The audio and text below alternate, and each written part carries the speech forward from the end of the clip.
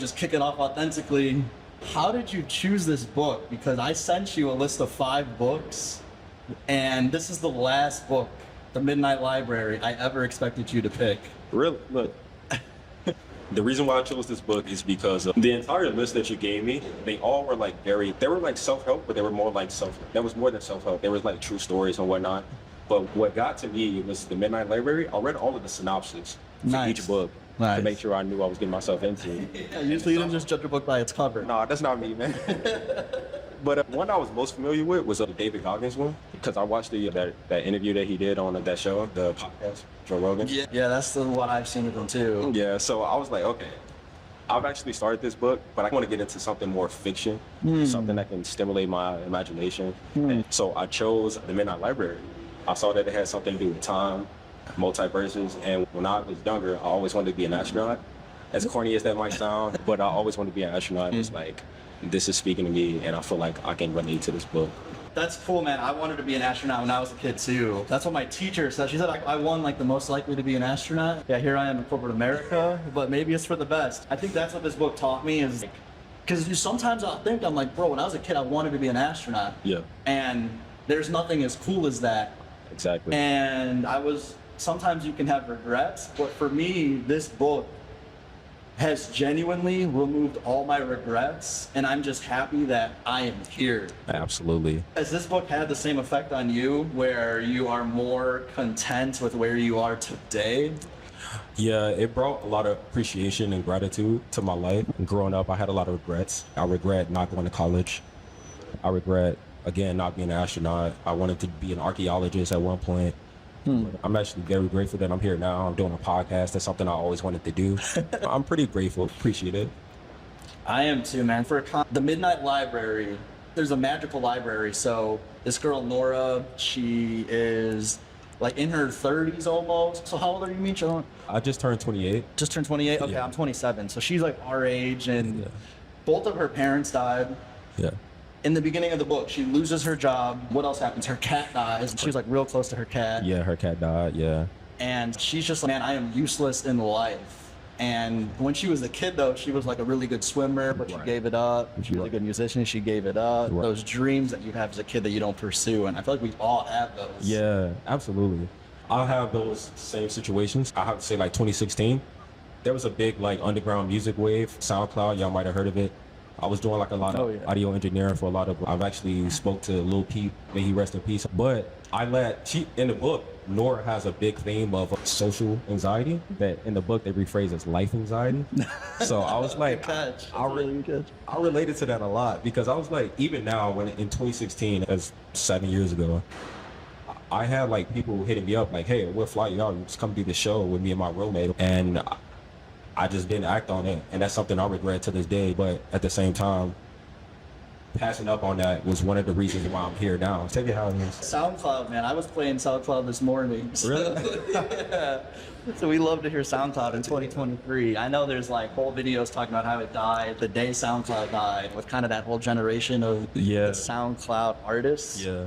But I still love to go on there, man. Like Selection Radio. Do you know Selection Radio? No, I heard of them, but I haven't been on SoundCloud in the past 2 years, because now I get my music straight from Spotify. Yeah, from Spotify. But I still love the underground culture. I love the creativity, which is another big creativity, thing. Like genuine, like grassroots stuff. Yeah. You can't, it's hard to find other places. Oh my God. When I saw like you can make music and money and just meet people and network and have all of that just coming from your room, I was like, what? Put me on, man. Put me on. Going back to the book, Nora ends up becoming suicidal. So Nora's the main character, and it's cool because the book starts off 27 hours before Nora decided to die. And then you flip over a couple pages, and it's 10 hours before Nora decided to die. And you start off the book like on your toes, like what's about to happen. When we talk about, man, I wish maybe I would have taken that, like the audio engineering opportunity more seriously. It's like on paper, that sounds great, and it's, man, like you just vision what that would have been. But in this life, like that even happened to Nora, where she ends up becoming a musician. Yeah. And she finds out that like her brother, because she was a big musician, her brother was her manager, and he died of an overdose, and she didn't have her brother. That's what really matters. Absolutely. And so you could just never call it. Yeah, absolutely. And that's what you find out. Man, so in the book, she goes through a lot of different possible lives or potential lives that she could have lived. And one of the big ones that resonated with me was the musician one. She was a musician in a band, a very successful She had like band. 100 million Instagram followers, I think. Yeah. And I was like, oh my God. She was doing concerts in Sao Paulo, Brazil. And I was like, okay, this is like one particular potential life that I can resonate with because I wanted to be a musician too. Yeah. But when she lost her brother, that just showed me like, even in the most potential lives that you can have, there's a trade-off. Like, unfortunate what the case may be, but because she became a musician, she got herself in a position where her brother was her manager, and unfortunately he passed away from an overdose. So she realized, hey, like, this is great or whatever, but what matters most to me is who I do it with, my family, my friends, people, my loved ones. And that made me think, I was like, what if I did get in that situation and then something like that regretfully happened to me? It was very impactful to me. There were a couple lessons that I learned from when she was a rock star. The one was one of the quotes from one of her songs. The quote is, if your life isn't working, you have to ask why. And that is one of my biggest reflections that I've had since reading this book is I'm no longer caught up on what I could have done. I'm now thinking, what are my next moves? And so I've had a lot of reflection on if the things aren't going the way I want to, asking why.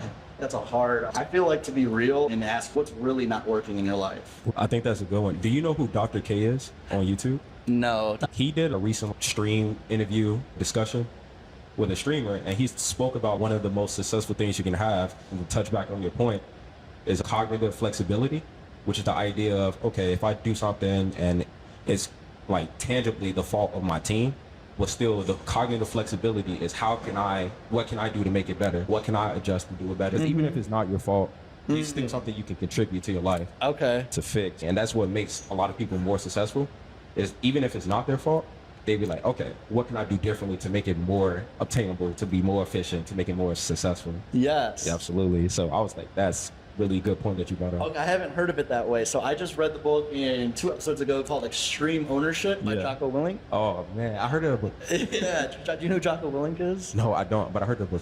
Bro, he's a Navy SEAL. I don't know if you have I have an appreciation for what you have to be a Navy SEAL. Yeah. Like, it's one of the hardest. Anyway, that whole book is about taking extreme ownership. He says that's the #1 trait of a good leader. Yeah. Is taking full ownership for everything under your control. Yeah. And it sounds like it was called what? It was cognitive flexibility. Cognitive flexibility. Is that learning to then take control of more things? Even if it's not your fault, don't make it seem like, because a lot of people get wrapped up in the guilt and the blame aspect of it. Yeah. Take it as a learning experience. Take it as, hey, what can I do to make it better? Like the captain goes down with the ship. No matter if it's not your fault, if the ship is going down. Don't go down, obviously, but Captain goes down with the ship. captain goes down with the ship. That's been pretty hard. That concept, ever since reading Extreme Ownership, I've tried in my life. If someone would do something or they would act a certain way, I would get upset at them. Yeah. I'm like, oh, what are you doing? But then instead I reframed it to be like, okay, like, how can I support you better? You need help right now. You need emotional support.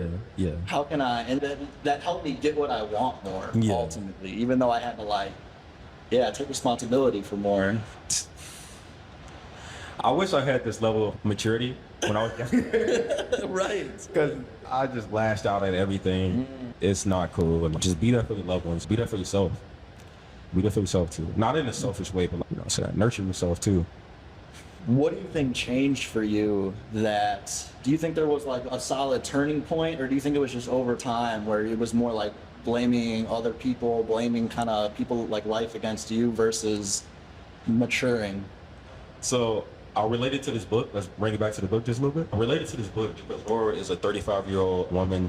Her parents both passed away. Her cat passed away. She passed up on a lot of opportunities, and she was very nihilistic about it. One of the reasons why I felt that was the case, that resonated with me, is because similarly, that's what made me change. Is I was just constantly watching potential go away. I was constantly watching potential just pass me by. So what kicked it into gear for me was constantly seeing, and she does this too in a book. She scrolls on Instagram and she just sees people living their life.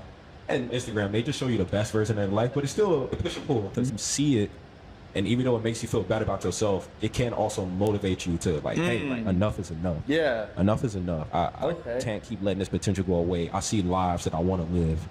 How do I get to that point? You know what I mean? Yeah. To bring it back to me, I was like, fuck it, bro. I gotta do something. I gotta I gotta maximize my potential. I gotta actualize my potential and do something. So I got out of bed. I got tired of being sad for myself, and I got up and I did shit. It's not easy for everyone. Don't get me wrong, but when people get sick of it, like when you're sick of yourself, that's typically when you make a move. You know what I mean? It's almost like a breaking point. It's like a breaking point.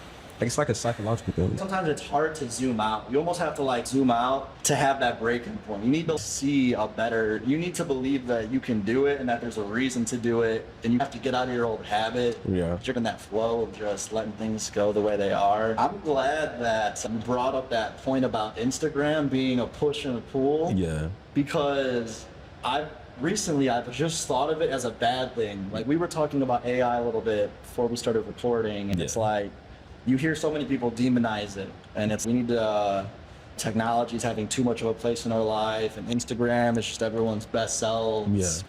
But it is true that it's also pretty inspirational if you use it correctly, and I feel like I don't hear enough dialogue about that. Yeah, you're right. Like in the book, Laura, the character, she was drowning. She having a near-death experience, and then in the middle of having a near-death experience, she thinks of a word called equidistance, and I try to apply like an equal sort of balance to my life. I like the visual of an equal distance while you're just stuck in the river and you're not on either side. The thing is, like with the push and pull of Instagram, try not to be extremist about your viewpoint, and try to have a middle path, middle way about thinking things. Like, yes, it can be detrimental to your psychological health, but that's only if you devote so much time to social media that you're not devoting time to real life, to your real friends, to your family, to yourself. Take care of your own health. You can apply somebody going to the gym on Instagram, and I feel bad about me not going to the gym. I should probably go to the gym. You know what I mean? Yeah. Not to shame anybody or anything like that, but I see people hanging out with friends. I should probably go hang out with my friends. That's all it is. Yeah, it's like moderation. Moderation. And I like what you said of not taking an extreme viewpoint. That's also a little different than moderation too. I feel like it's attractive to take this extreme view on things and feel real strongly about it. Yeah. And you hop on that train of, oh, it's us versus them. Keeping your mind open, like being willing to have your mind changed on things too. Absolutely. Yeah. Absolutely. I like to concede to people's points. Hey, if it's reasonable, I'll be like, hey, you know what, Kenny, you're right. Maybe I should go to the gym. Yeah. You know what I mean? Like, I love that. I love that. And that's a good feeling too. When you can show someone like, that's a good point. Absolutely. That's a good interaction. Yeah, I'll just show you like, hey, you brought up a good point. I respect your point. I'll go to the gym, but maybe we should also go hang out too. Whatever case may be, you push and pull. Let's meet in the middle ground, moderation. Another thing I need to do is stop letting like the consensus on things be what I regurgitate to people. So I can see myself saying, yeah, Instagram is bad, you need to stay off it. But in reality, like, how do I use Instagram? Like, honestly, I use Instagram. I go on it once a day. I do it a few times a day. Yeah. I use it daily, so I can't be the one saying it's bad. I'm using it. Clearly, I'm getting something out of it. And obviously, like we said, if you're using it, it's like keeping you up at night and you're scrolling. That's actually one thing I had to do. It was funny because Nora goes through like a ton of different lives in this book. They deep dive into 9 different lives. Yeah. But there were 2 themes in all of the lives. The one, she said that she always had her phone next to her bed. Yeah. Which was interesting, and I wanted to go. And the other one was that in the live she wasn't happy. She like drank more, which I thought was interesting. Yeah, drank alcohol more. But we can go there. But to stay on the first one, the phone next to your bed. I actually am like 2 or 3 weeks in of keeping my phone outside of my bedroom. Really? It's so hard, man. I can't. Dude, that so hard. That turned my whole worldview over. Really? I started finally getting those screen reports. I was ignored them, and I'm like, dude, how many hours a week was on my phone? Like 13, 14 hours in the day. So yeah, I tried to break that habit. Oh, like the little time thing on your phone? When it tells you how often. I don't even ever look at those. I don't, because I get sad, man. I know. And I'm like, okay, so I'm like, you know what, it'd be good. I'll get more time in my day if I keep my phone outside of my bedroom. Because I was in the habit of needing it to go to bed. Yeah. The first few nights, I'm just laying there, like, my mind was racing. Yeah. And so what I did was I bought a yoga mat, and now I'll do stretches before bed. It's good because I'm like training jiu-jitsu right now. I'm so not flexible. So jealous. Bro, you gotta come drop in. There's like a free week at the gym I go to. It's so cool, bro. God, I'm jealous. I want to get into a combat exercise thing. I go to Urban Jungle Self-Defense. Really? It's the coolest gym ever. It's all real friendly and like welcoming to new people because I just started with no experience. The first 5 nights of not having my phone in my bed, it was genuinely hard. I had to fill that gap with stretching, maybe a little bit of reading. But I've noticed though that I'm more aware of what I'm actually doing with my time, because now I have a lot more time in the day. Now I'm just sitting there with empty space in my life, and I'm like, bro, what am I doing? What am I actually moving to? And I felt like that phone was a big staller of moving this. It was so easy to just, I was gonna ask, I'm glad you answered that, because I was gonna ask, I'm like, what did you gain from 3 weeks of not having your phone by your bed? And I feel give me more time. You give me more time. But you have to be intentional on how you replace that time. You can instantly then just know. Exactly. And that was hard. I got really lucky because I heard some podcast talking about AI. It was like, is AI gonna replace people? And it's the thing is, if you look at as humans as just like a machine, like how efficient and how cheap can you do labor? But you're never gonna win that game. There's always gonna be someone who's gonna be willing to do it cheaper. Who's going to be faster as you get older. People are always going to replace you. True. So instead, you need to view in the workforce. You need to view humans as what specific value can I add? Like, what meaning can I bring that's special to me? And like, even if you get someone who can do my job a little bit cheaper, I may be a little bit friendlier in interactions. I may have a certain view on things, and you want to focus on that meaning that you can provide. And so that meaning perspective, I've really been thinking about, okay, what meaning can I bring to the community around me? And that's been leading me to think about, oh, how can I bring this book club maybe to Houston, and maybe I'll have some local book clubs rather than just doing one-on-one conversation. So I've been using that time to think about what meaning can I bring? And I feel just focusing on those little baby steps of doing that, everything else will fall in place. You know what? To bring it back to the book real quick, meaning is a very essential thing to the point, like to the character of Nora, because she just keeps trying to find meaning in the book. She keeps trying to find meaning in her life and her story, and she keeps thinking like, oh, I didn't amount to what my father wanted, or my brother wanted, or my friends. But part of it is, one, what do you want? And two, how do you derive meaning from it? Purpose. Like a lot of the lives, she tries to try lives that other people wanted for her. Oh, that's right. That's like the first 5 lives she does. My dad wanted me to be a swimmer. My brother wanted me to be a musician. My library wanted me to be a geologist. I had no idea. Geologist? No, it was I think it was like glaciologist. Oh, a glaciologist. Yeah, I was like, oh, it was a glaciologist? It's a glaciologist. That's what I read. That's the thing, right? Yeah, I don't know. I don't even know how you get into that. That's cool. I was like, do your thing. I didn't know what a glaciologist was either then. Glaciologist. It makes sense when you say it out loud. But bro, who has a glaciologist flagged on the radar? I swear.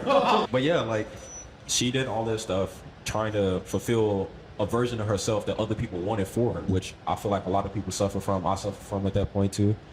But the one is figuring out, like, what do you want to do? What do you want to contribute to the world? And finding like a purpose and meaning from it. So like you said, you want to start a book club, but you want to spend it to more communal aspect, carrying aspect of that. I think that'll be very impactful. It reminds me of what you said earlier about putting yourself first. I've been thinking about that a lot recently, because if I were to think about myself, like for me, creating meaning involves other people. Like it involves interacting with other people, bringing up friends and family, we're all coming together type of thing. And I'm like, where's that line of putting myself, like, I just have to be careful, making sure I'm not drowning myself, putting others first. Exactly. In the book, she loses herself trying to fulfill other people's lives, get visions of her. Who are you at that point when you keep trying to be Kenny the doctor, Kenny the glaciologist, being Kenny who you want to be? It's very important, bro. I gotta do that. I'm not trying to let you. I gotta do that too. You know what I mean? Even in my relationships, I felt like I wasn't putting myself first. Oh my God, please, no. I know. No, bro, chill. And that's a hard one, because I've had to have other people tell me, like, Kenny, if you don't put yourself first, no one else is going to. And it's a new mindset for me. As much as I hate to say it, I realized that I was like a people pleaser, man. And it hurts me to even admit to say that out loud. There were times I was doing things for other people, whether it was a relationship or it was even in social settings, like if it's drinking with other people. Oh, okay. I get what you're saying. Yeah, that was something I had to reflect on a lot too. I remember I used to work at Lowe's in Las Vegas, and I would take I swear to God. Lowe's in Las Vegas. Don't work there. I wasn't planning on it, but noted. So you worked at a Lowe's, and like in Las Vegas, can you see like mountains and stuff? Yeah, all around you. That's pretty cool. So you're walking out of where there's mountains and stuff. It's actually really cool. Like you drop like 15 minutes to a mountain hiking. Yeah, that's sick. I love it. Okay. But one day I have a really bad day at work, taking an Uber home from work, and I'm just venting to my Uber driver. Poor Uber driver, I'm sorry. But like, bro, I'm like, how do I keep being nice to people, a people pleaser? You know what I'm saying? How do I like, because that's what I want to do. I wanted to help people, and I was confusing people pleasing with helping. Sometimes that's not the same. And I was venting to him, and he told me something. I might be paraphrasing his quote, but he said, if you keep putting other people in front of you, how are you going to expect them to put you in front of them?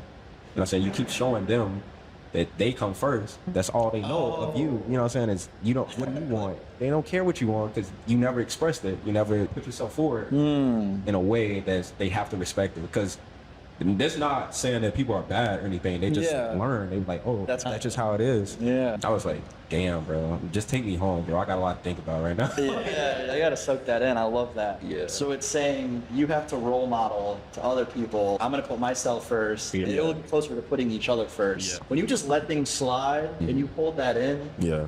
you think you're being the bigger person, but really you're like holding that, and eventually you break. And I feel like the more you do that, the bigger the break is. Yeah. And man, I had that and it was almost impossible to reverse. It's almost so once you let your boundary cross, it's almost impossible to reel it back in. Yeah, it is. In the book, they talk a lot about how it's the small decisions that have the biggest outcomes. And she ends up learning that after living a few lives. Like she starts off with the biggest, most extreme lives. Yeah. And then over time, she starts making smaller decisions. Yeah. And she ends up being happier. One of the quotes, this was from when she came back to the library after living one of her lives. She learned that the excellent outcomes were results of the wise choice of many alternatives. That made me think a lot about, like, even doing this podcast, I had to make the choice to, hey, I'm no longer gonna just spend all my weekend going to a bar in Midtown. For anyone who's watching, that's how I met Kenny. In a bar in Midtown. But I'm glad I met him. I'm glad I got in there good, you know what I mean? Thank you, man. I'm so happy to meet you too. That was really cool because we were just passing by. We weren't even in a bar. We were literally on the street. Yeah. You know what's funny? So my roommate, his name is Kurt. Shout out to my boy Kurt. He's a great person. We were out, it was I think Halloween. We were right outside of, forgot the name of the bar. So he rented the bike. You ride around the bike and drink. I grew up biking and drinking. Yeah. Oh my God, yeah. And me and Kurt, we were outside chatting with the biker girl, and her name was Kurt too, which is. That's why you remember that, yeah. Yeah, but we were talking, chatting it up, and we were like, hey man, me and Kurt, we get into a lot of wacky situations. We just go out and we just meet random people. And then this guy came out with his crew. They was like, oh, what's up? You want to come with us? We was like, all right. Yeah. So we hopped on the bike. We had met everyone. Shout out to Adam. Shout out to everybody from Chicago. Shout out to everybody, that's living in Houston now. Yeah. We did great. Like, we just hung out. We went to Lil Woodrow's, and then he invited us back to his loft, it was amazing. And I was like, we had a really close heart-to-heart. We were just chatting it up, talking. Yeah, we talked for a while. It was great. Just immediately friendship right off the bat. We had some real good authentic conversations and a lot of fun that night. Yeah.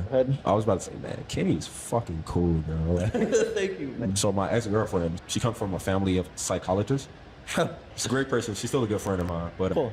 She's from Argentina. Her dad is like a really famous Argentinian psychologist, whatever, or really popular down there. And she comes with all these strategies to try to help me and I. And don't get me wrong, it's great advice. It's hard because she knows me. Like, I try to do things by myself.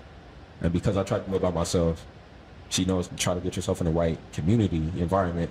That community support, that's what you need a lot of the time. I'm trying to think how I would even loop in community support on things. I guess it depends on what it is. Have you been able to loop in community on anything? Or? I'm trying to stop drinking, man. I need to hang out with you because yeah, man, I've been on that journey. Yeah. I've broken a few times because I'm still trying to figure out the place drinking has in my life. Is it very occasional moderation or is it nothing? And I don't know where I land on that. Yeah. That's the hardest thing for me, breaking a bad habit, is filling it with something. Yeah. That's the thing. Yeah. I was never the person to be like, oh, I'm craving a drink right now. It was more just, oh, I'm gonna have a great time. This is how I have a great time. Yes, that's how I am too. Because if I'm drinking by myself, I can stop. Yeah. If I'm drinking and I'm having a good time, I'm like, I have to continue this. You know what I mean? And you're creating this crazy thing, but yeah. I think for me, I realized that one, the good times weren't sustainable. I was like, if this is my only good time, my life is going to be like a sunset. It's going to continue to go down. Yeah. And I don't want to go out sad. And I don't also want to be like a 40, 50-year-old person still trying to hold on to that. Yeah. So it just wasn't sustainable, one. Yeah.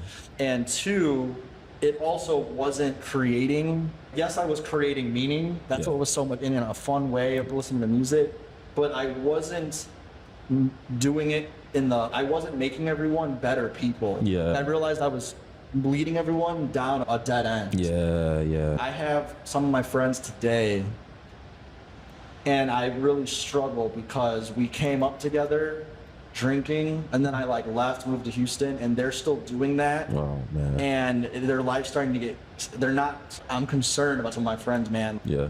And I feel like I led them down the wrong path. I sold this image, and it was totally a lie, man. It's hard to, I was like leading people into a dead end. You spitting right now because not to sound like an old 40-year-old guy like living this heyday, but like back in high school when I lived in like Florida, bro. Oh, you live in Florida? Where at? In Miami. Cool. So you know how that's, you know what it's going. I was just partying, man. And like a lot of my friends in Florida, they still have that image of me because I haven't seen them since then. But I've changed. Like I've grown from that. I don't do much of that anymore. It's meaningful in the moment. But what I like about the book is that she speaks about meaning and purpose. But what I like to add is fulfillment. I wasn't fulfilled doing that. Fulfillment. I wasn't fulfilled, bro. I was doing XYZ. I felt, oh man, they need me. This is my purpose. Yeah. I'm helping them out and stuff like this. This is my meaning. But like you said, you was leading them to a dead end. I was leading them to a dead end. Yeah. I was like, this is not fulfilling. I want to do more. I want to help people. The friends back home, whatever it is. Yeah. What's been really hard is confronting them today and being authentic with my new intentions of not drinking. Yeah. That's been difficult. I have one friend, my homie Kieran. Shout out to Kieran. Hope to have him on soon. But me and him were like the biggest drinkers. We were the ones that were instigating everything, all the partying and drinking. Yeah. And one day it was actually really interesting. Yeah. He's out in Chicago, I'm in Houston. Yeah. I get in this wave in Houston where I start to move on. I mature, I grow. Yeah.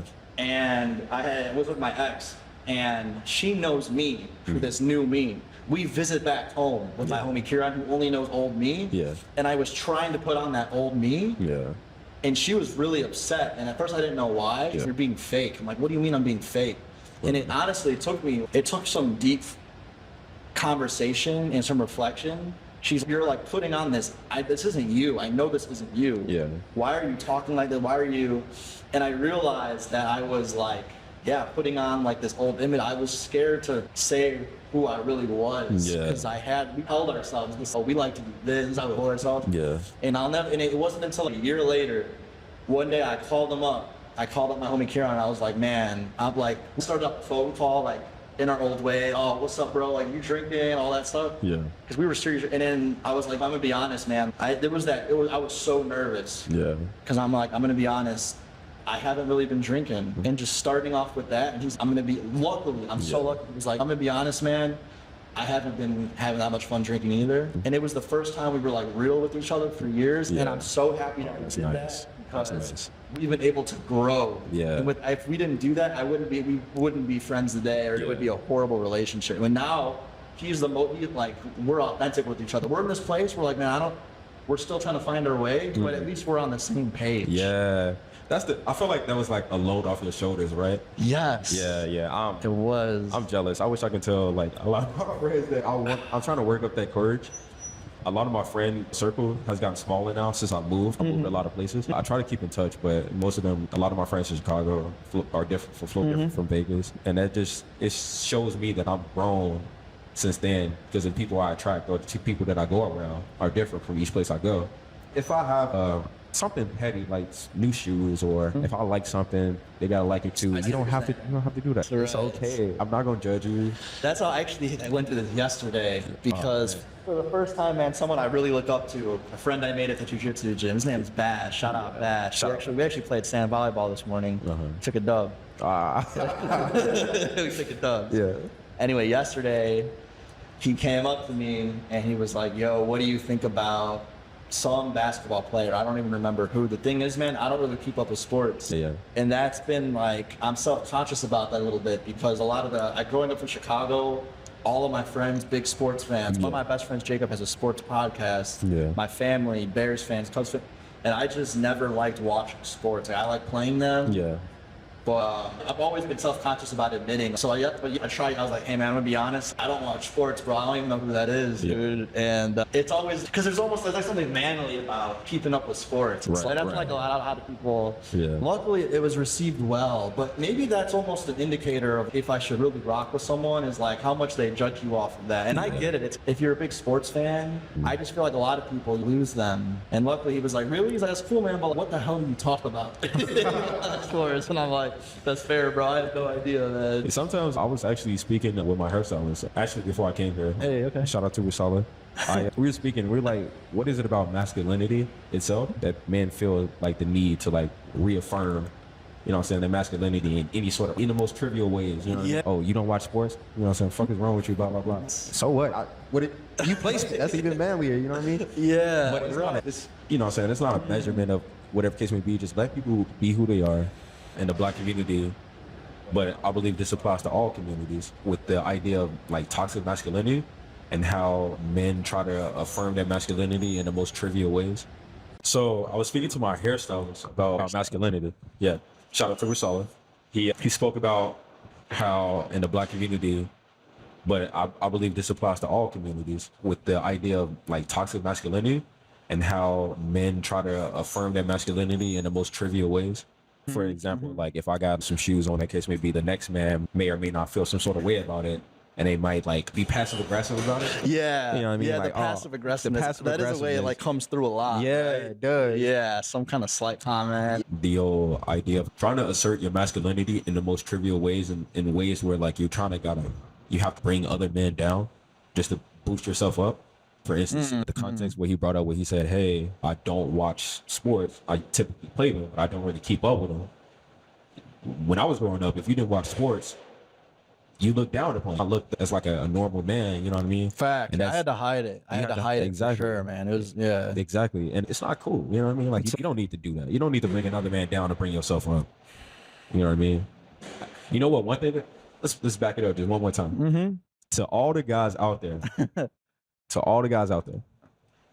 who, when you're cool with your friend, but when you're with a bunch of girls or people who you're attracted to show around, you act different, fuck you. I hate those people. I'll take it back. I really dislike those people. I really dislike those those are... Gotta be PC out here, man. Yeah. That is related though. It's basically, it's like putting other people down. It's putting other people down. You know what I mean? I'm pretty sure girls do it too. But the thing is, speaking on the context, why do you have to bring someone else down to boost yourself? Why do you have to bring other people down?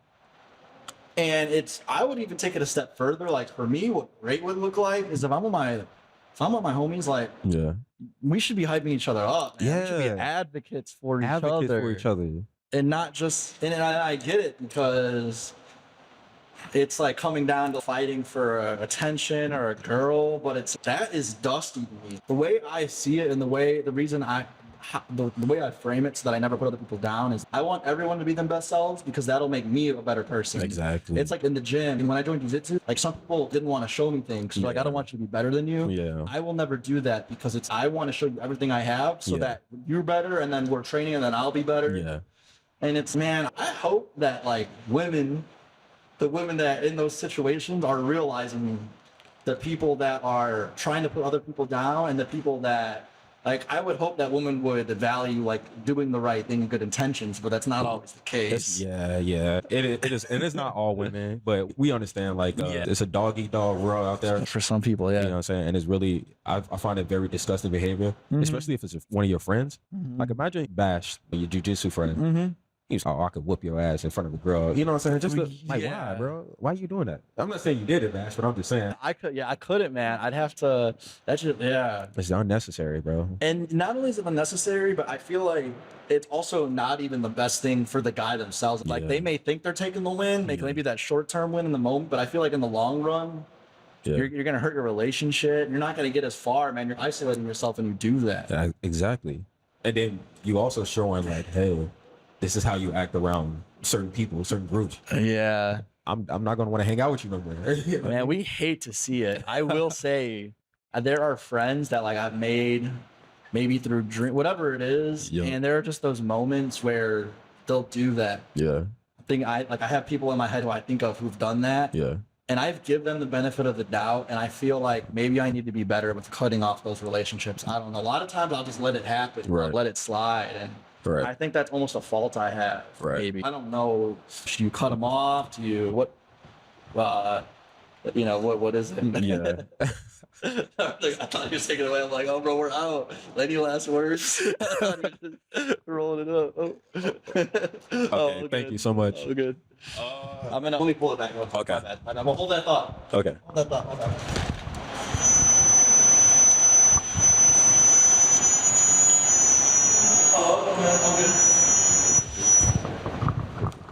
All right.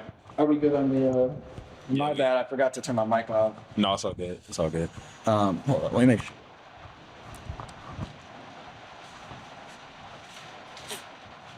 Oh, you got it all right? Yeah. All right, cool. Like one of my experience. Wait, we were Talking about putting other people down. Yes, Yeah, yeah. absolutely.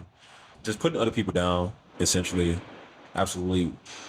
I think, especially if it's your friend, just first of all, don't do it in general, in my opinion. But if you got to do it as someone's friend, I don't consider you a friend at that point. Have you cut people out of your life? Yeah. Because that's what's hard for me, is cutting people out like that. Yeah. Yeah, Because it's no, like, for the better. I mean, for I know the it's better, man. Yeah. yeah, it's not even over the fact that it's over at the girl, whatever the case may be. I've never did that. But the thing is, if you're doing that over someone, typically speaking, knowing my type of friends at that time, you doing it over like a one night stand, like a fling that you're trying to have. It's not even over something that, saying you really want to devote your life to. And if that's the case, I'll try to help you do it. You know what I mean? Yeah. You just doing it over like what you want, like a one night stand, bro. Like you really finna just. Yeah, man, it's artificial for sure. It's artificial, man. Oh no. I've seen girls do it too. Yeah, everyone. Yeah, I don't even know if there's differences between men and women in that, but I could see them being more cutthroat, even more going at it. Yeah. That's crazy. Oh man. I feel so. Yeah, but so to link that back to toxic masculinity, that word toxic, I've like double clicked on it. I'm like, what does toxic really mean? Yeah. There was this person who, she was so cool. She studied in Hawaii under some like healers. Yeah. And she gave this presentation where she was like talking about like this Hawaiian healing process, whatever. It was like how to carry no more baggage. And her first rule was to have relentless positivity. Mm-hmm. And I was in a room full of people. There was a mic. I went up to the mic and I'm like, what is the difference between relentless positivity and toxic positivity? Right. Because I am optimistic. I'm hopeful. I think we're moving to a better. I think we're starting to learn a lot. Like we're all getting more on the same. I think whatever. But and she was like, the difference between toxic and relentless is toxic just means that it's misplaced. Like positivity that's misplaced. So for example, if someone's going through a real hard time, it's not the time to be like, oh, we're gonna learn and grow better from this. They're grieving. You need to be there for them emotionally. The lessons don't come until they fully grieve, and it makes it toxic when you misplace it. When I think about masculinity, I think the toxic masculinity, I think I view that as stuff that used to work good but doesn't anymore. So for example, like back in the day when my great grandpa was like out in the fields, like mining and stuff like that, like it was probably real good to be macho and hold that certain demeanor. Yeah. But today, bro, who's out here like, I think times are changing. Right. And yeah, we were talking about the difference in cultures a little bit, but I just feel like each culture, I feel like there are similarities. It's just, it's expressed a little bit differently. I agree. But there's definitely, and I don't know if it's like an artificiality or kind of putting on a front, if that is what's toxic. Yeah. Because that's been my thing. I really try to like never put on a front. Like I really just try to be myself. Right. And it's been harder to do that at work. Yeah. Because at work, you have to be professional. I've been lucky that I have good intentions. Yeah. And just because I have good intentions, like I genuinely, because I'm not trying to put you down, because I want you to thrive, like I can be myself. So that kind of goes hand in hand. But yeah. You brought up a lot of good points. I feel like earlier I brought up cognitive flexibility. Cognitive flexibility. Yeah. Right now I want to bring up critical reflexivity, which is, I learned that recently, which is the idea of being critical of yourself, reflectively critical of going on. So that's a really important thing, that because we're always critical of other people, but it's hard to be critical of yourself, especially like you said, when people bring it up, like that girl, oh, you're being fake, saying you got a drink. And it took you to be reflexive of yourself to be like, oh shit, maybe she's right. I don't want to hear it, but maybe she's right. You know what I mean? So to bring that up with the whole toxic masculinity thing, a lot of us men, we put on fronts because that's what other men and certain women and society put on us. They put on this idea of masculinity that used to work, that's misplaced, like you said, that doesn't work no more. Yeah. For a lot of modern day men, especially if you're living in the city or whatnot, the average man in the city is not building a house. Like, why do I gotta be macho? You know what I mean? Exactly. I'm still a man in different ways. Yeah. That don't mean I'm less of a man because I can't. So I wonder how much that's rewarded by women, because that's the thing. I don't know if a woman is going to be rewarding the guy that's macho and putting other people down. I can get why they're doing that, and you feel like you have to find the woman that it has to be rewarded to like bring other people up. Those are the people that I have found in my life, and maybe it's different types of people, but I hope that hopefully women start to appreciate that more and seek that out more and start to like shame or whatever, not reward people that are doing that. Right. But I don't know if that's gonna have to come from the women first or if the men are gonna have to be examples of that. And I feel like I don't know where that starts in the chain of breaking that cycle.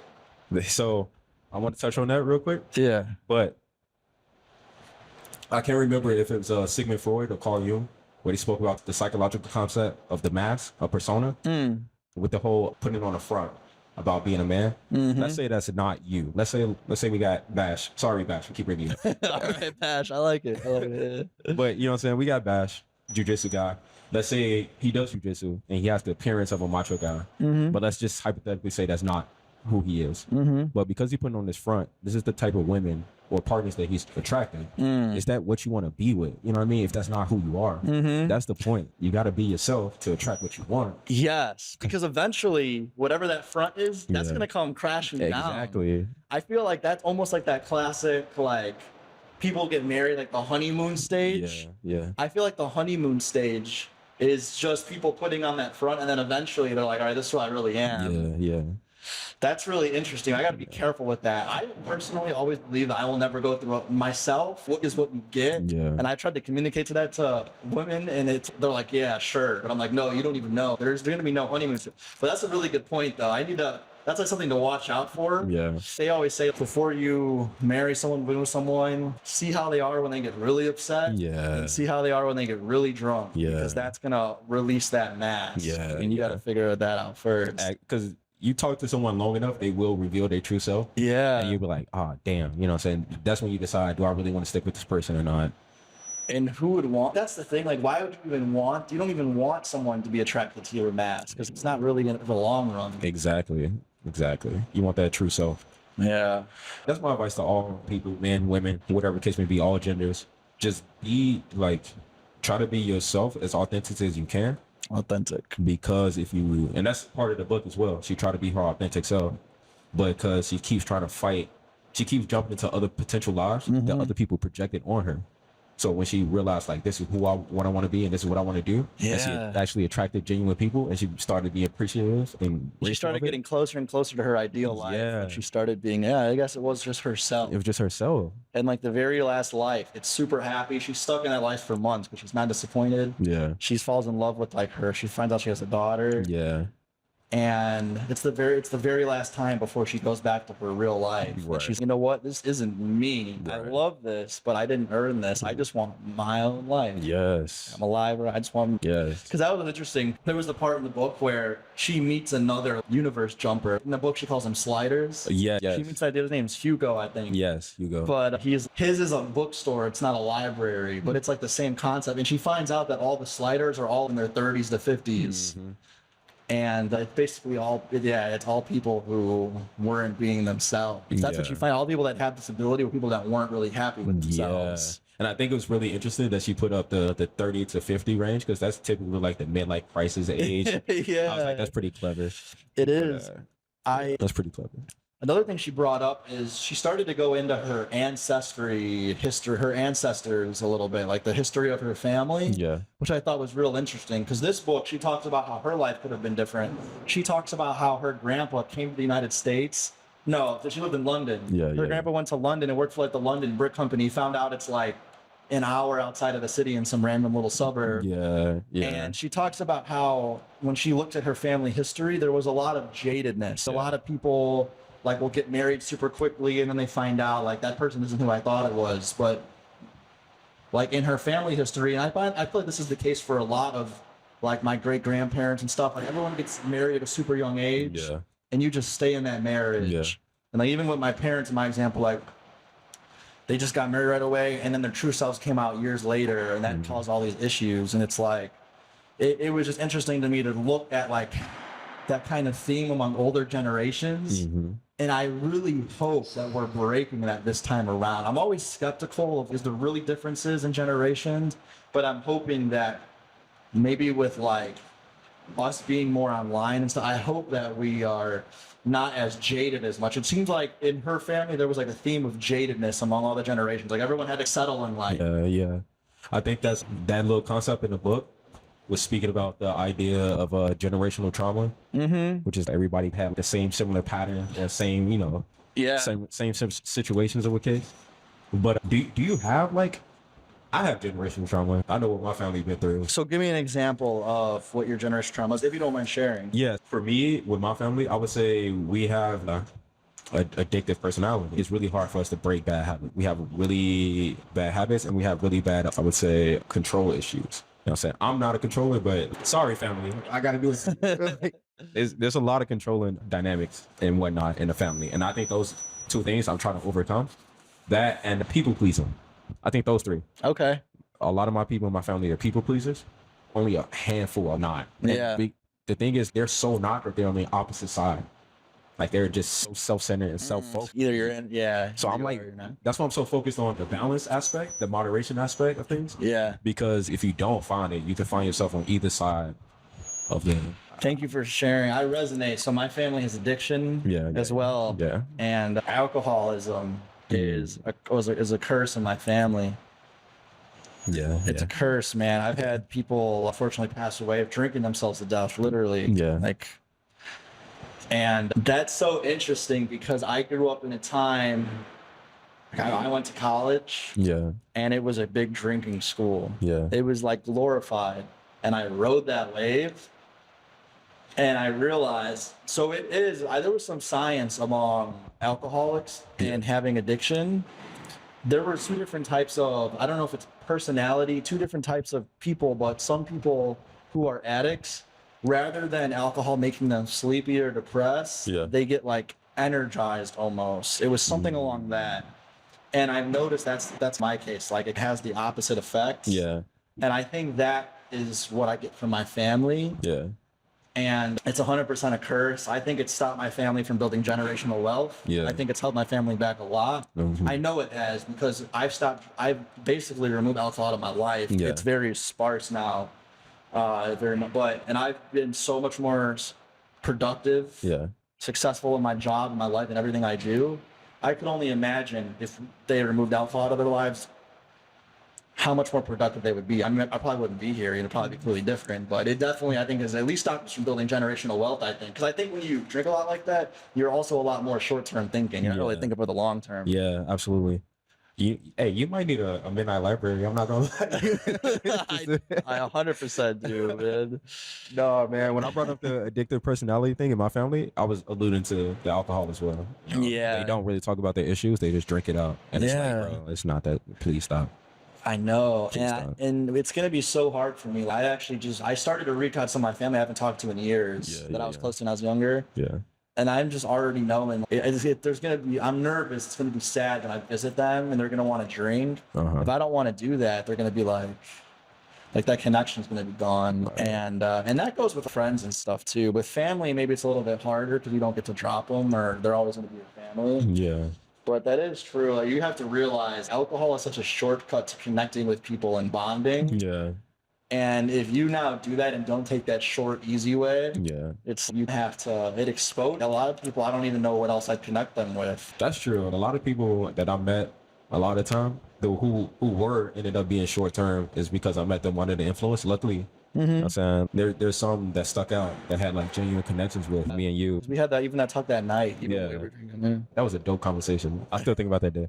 But like, it's rare to have a genuine. How many people go out, they go drinking, they meet someone, one night stand, just friends, whatever, and they could have been like really good friends. But because the alcohol was there, they wake up, they're like, fuck, I'm not gonna do that bullshit no more. Or they actually do end up meeting and it was not the same whatsoever as they thought it was. Yeah. So I'm like, yeah, man.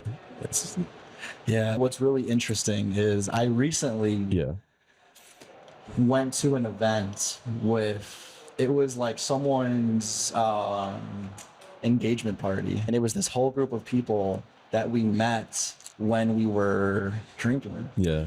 And I haven't seen them in a year or two. Yeah. And I came back and we were all sitting in a circle and it was that realization of I don't belong here. We have nothing in common. Yeah. And they were still all like drinking and stuff like that. And it was just a realization because they were still really in that. They were like, man, we're not getting, what are you doing? And it was just like, it's a realization, man. It's almost sad, I guess. Yeah. One thing, like it's bad to be sober and not having fun, but when you're not sober and still not having fun, Yeah, that's crazy, bro. I'm like, oh my god, man. You want to pause it real quick? no, sorry. I'm sorry. I just want to make, Okay. my bad. No, you good. Yeah. Where do you think drinking is going to have a place in your life when you go? You think you're going to cut it out? You think you're going to be in moderation? What do you think you're going to do? I work in real estate now. I'm gonna be honest, everyone in real estate drinks. Yeah. That's in the culture. That's crazy. That's interesting. Look, you ain't hear from me. But everyone, it's a celebration. It's a social event. A lot of things that you do and go to. It is what it is. It's a great place to meet people. No, a lot of good people actually in real estate. They just happen to drink. But I think I'm gonna do it in moderation. Okay. And wean off. As I do real estate, as I accumulate whatever finances and wealth that I try to get. Yeah. And meet more people. I'm trying to wean off of it to a point where I do what he said, which is replace the time that I did with drinking with more productive, creative time. So that's what I want to do. Okay. So I love that plan. yeah. Do you have an issue with stopping drinking once you start? I think you mentioned a little bit, but like when you're with people, are you good at I'm gonna call it? I'm pretty drunk already. If I'm having a good time, Yeah. I usually go full throttle. I'm not gonna lie. Full throttle. What is full throttle? Is that like no stop? Like Basically. no stop. But it's weird because I think I've been drinking so much. Like we had a friend, he's 6'5", really big dude. I drunk him under the table. Like he was like stumbling. I was like, "Fuck, bro, I gotta get him home." right. Like I'm a small guy. I'm like 5'9" with him. But like, bro, like my thing is the only time I'm like get cognizant is when I have anxiety. Like I said in the book, I have social anxiety. I have performance anxiety too. But my anxiety keeps me alert to the point where if danger happens, I want to be ready for it. You know what I mean? So when something's like, when I'm under the influence, I'm like, okay, we need to get home. You know what I'm saying? People need to have their keys. People have everything they need. Yeah. Even though I'm drunk, I cool myself down. Like I'm not even having fun no more. I'm like, bro, let's get everybody. Nice. You can wrap that up. I can wrap it up. Nice. I can wrap it up. That's good. Sir. Only time I came is when I'm like, I've been living in Houston for a year and a half. I've only been like super drunk like twice. Nice. Only super drunk twice, and that's someone who went out all last year. Yeah. That's good numbers. That's pretty good. So that's really good. Yeah. It is true. Like how you carry yourself at a certain point. Also, like the safety thing is pretty big too. Yeah. I felt like when I would drink, I'd be down to just do whatever, stay out. And I found myself like getting into going to dumb places, like places that are open late and with sketchy crowds, places I don't belong. Yeah. I liked getting in those places where it's like, man, we're at the bottom, or I don't know why, and I just didn't belong, and it was dangerous, man. Yeah. There is something to be said with that. It is. It's very dangerous. I've been to a few places I'm not proud of. I'm not gonna lie to you. We've all been there. I was like, I'm not gonna talk about it. It's too embarrassing. It was bad, bro. It was bad. Yeah. Have you ever passed out before? In what way? You was too drunk, you blacked out. Yeah. A lot. Okay. A lot, yeah. Because So, I did too. I'm not gonna lie. That's what I was afraid of. I passed out in the parking lot. the parking lot, yeah, like man. a I'm not proud of parking garage. it. Yeah, it's. Yeah. You passed out a lot? I have, man, because I came from a place where binge drinking was. Yeah. It was like a heroic thing to do, Yeah. and Wait. I shook his hand not because he passed out, but because like I could relate to it. right, Okay. because we've been there. I didn't want to yeah, promote that. that's true. Actually, I wouldn't, man. It was shambles, man. It was not only was it dumb, but there's health effects too. Yeah, a lot. Yeah. A lot. Damn, bro. And it was never. I don't know. I think one of the biggest regrets I have is not remembering a lot of those situations. Yeah. That kind of sucks. I don't remember a lot of my most fun times. Me neither. Yeah. Me neither. But That's not cool. the only reason why I remember it because I was with people and they told me, and I was like, please, I wish like Elon Musk would just drop the neural link so I can just check and see if you still got that memory of me so I can delete it, bro. Yes, but I need that Neuralink. Yeah, that's the thing, man. It's see when I was doing it at the time, oh, it was crazy. Oh, he blacked out. That sort of thing, man. But that's not how I want to hold him. That's not how I want to be remembered. Right. And I had to because people will encourage that. Like that group that you black out. A lot of times it's funny, but it's shambles. Yeah. And I've tried to distinguish between that shamblesness. No, wait a second. That's not cool. And that's not what I want to be remembered for. That's not. So that's actually taken a little bit of growing up for sure. Yeah. That took maturity, man. Honestly, it didn't really come until I was at the job I'm at. There was a time where I was still in that old lifestyle. And what's interesting about my job is everyone's older than me. And I really like the diversity of age. And I get a lot of that at my job. And I learned that everyone else was like where I wanted to be in life, mature, financially successful, authentic. They were leaders. Yeah. And luckily, because I had that older person perspective, I was able to separate myself from all of my surroundings. Who was like, "Oh, let's black, let's get drunk," and be like, they actually like if I were to think about them being in the room, they'd be like, "It's childish." Like, are you good? Are you good? Get yourself together. That's that support I was telling you about, breaking the bad habits. You gotta have a community around you. It makes it easier for you to do it. Yeah, so they pull you out of it. They pull you out of it. Yeah, man. I don't know, man. For me, I wish I had that. I'm trying to get out of it, but like that's literally my job culture. Like I. Yeah, that's the thing. Are people our age? Yeah, they are. See, that's the thing. Yeah, that's the thing. But like I have so many videos. So many. Look, I went to. It was like Cinco de Mayo. Bro, we started Cinco de Drinko, bro. We started like 3 conga lines.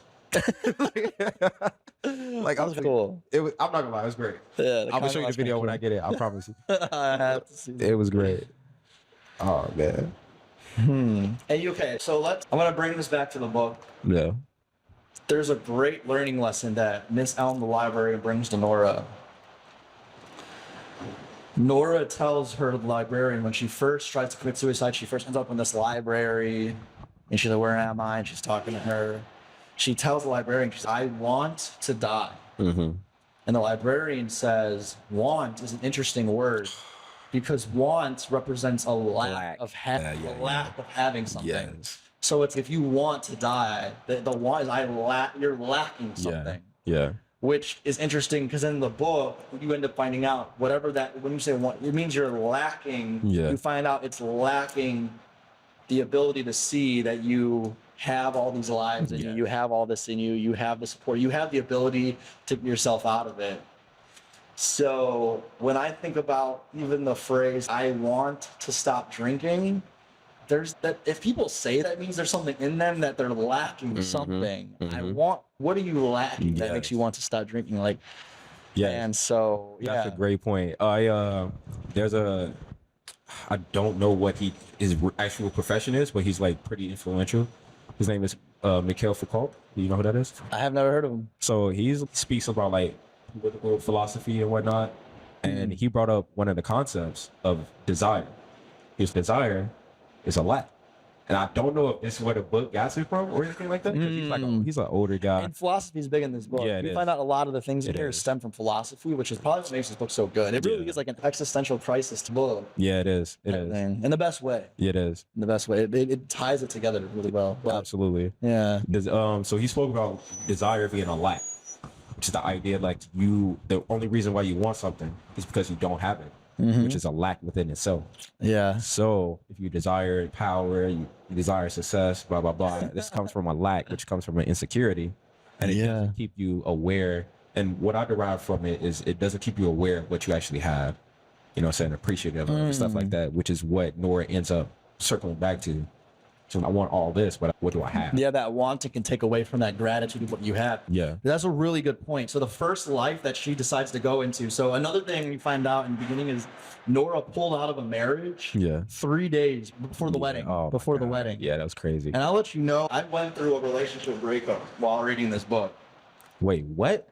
Yeah. No. That's dropping some news, man. I'm gonna be honest, bro, this book really helped me get through it. Yeah. If you're having relationship issues, especially pulled out of that chapter probably actually resonated with me the most. The life that she went into. Yeah. When she goes into life, what if I stayed with this person? Yeah. And what you find out is she finds out they got married and she's now 5 years into the marriage, and you find out their day-to-day life, those little red flags that she ignored in the relationship early on. Yeah. They're like playing out in her day-to-day life. So you find out that like her husband so they end up like opening up their own bar together. And you find out he's an alcoholic. So look at your partner's habits, one, and what their plan is with that. Right. But two, he laughs at her, not with her. So he puts her down. Yeah. And she's, I've noticed it before, but I was thinking the benefit of the doubt. He puts her down, and she says that she's sitting in bed with him right before she's disappointed. She zaps back to the library and gets out of that life. Yeah. And because before she's like, I wish I should have married him, but she gets to see what it was like. Yeah. But anyway, she said the biggest thing with the problem with him is that he seemed to have no gratitude for her. Yeah. So she wasn't appreciative of who she was and the life that he had. And it was really interesting because in her root life, when she pulled out of the marriage, like in her actual life, the guy's texting her, begging her, please come back with me. But she finds out because she broke up with him, the person realizes what they have. And, oh my God, please get back with me. It's all I want. Yeah. But you find out that when she just stayed with him, he had zero gratification for her. Exactly. She was not happy for him. And exactly. That gratitude was like one of the worst things. I'm not grateful for what I am. I'm just jaded with the life I have. And that helped me with my relationship. Even I had a similar situation with a person. I don't want to spill too many details, but they asked me to get back together. Mm-hmm. And this kind of helped me work through that a little bit and like how to process that. Where do I place? How do I take it with a grain of salt? Does that mean I have to get back with them? That sort of thing. Yeah. So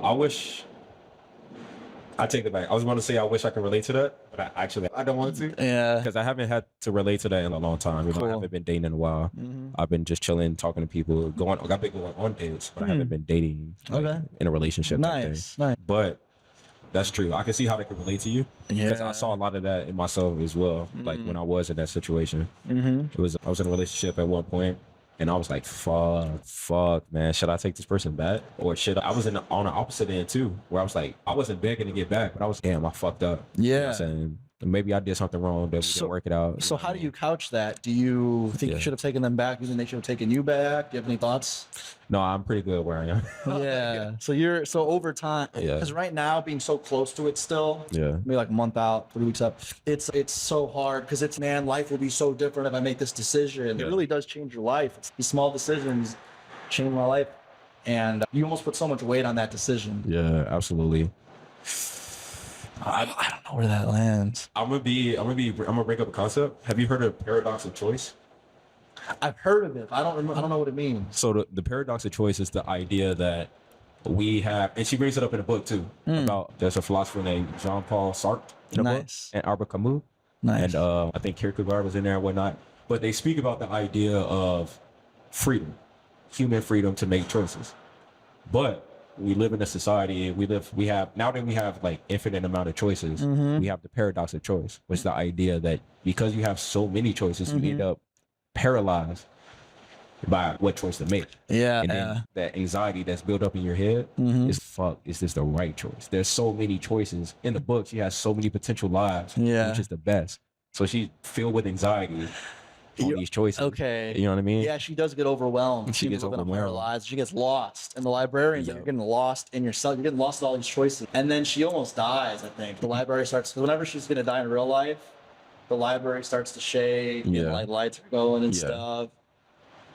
And I can't remember how she reels her in, though, to not get lost in the paradox of choice. Oh, man. She brings up the idea that there's only one book left that's not burning, and it's the one or your root life. That's what they call it. The root life. No, I was thought there was a little bit earlier in that. I know that is when like the library's shutting down. Yeah. I know what you're talking about. I can't think of it. Oh man. I think what it was. I think that's right before she goes to the life where she ended up marrying that doctor. Yeah. A super happy life. Yeah. I think I don't know. I think she just somehow gets to the point that it's like this. I don't know how that goes. And she was like, "Oh, this is the life I really want to live. This is take me back." And that's when like the entire library was burning down. Yeah. Because it was like, I think what Mrs. Elm was deriving from that was like, it's a contradiction.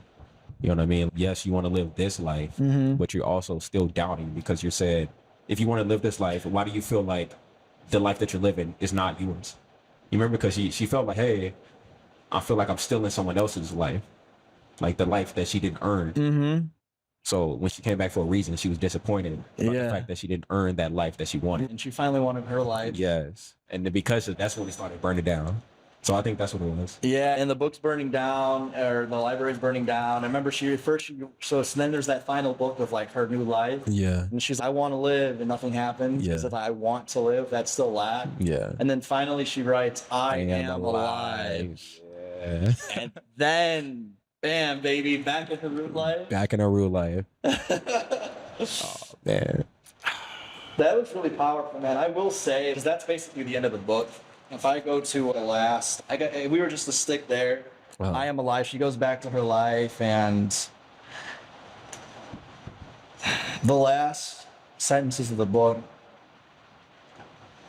that's the beauty of it. You just never know how it's going to end. And then she smiles because she's thinking about her next move in her real life. Like, she finally gets to plan that. And I'm going to be honest, man. That amped me up. I was like, bro, I am excited to be alive. Facts.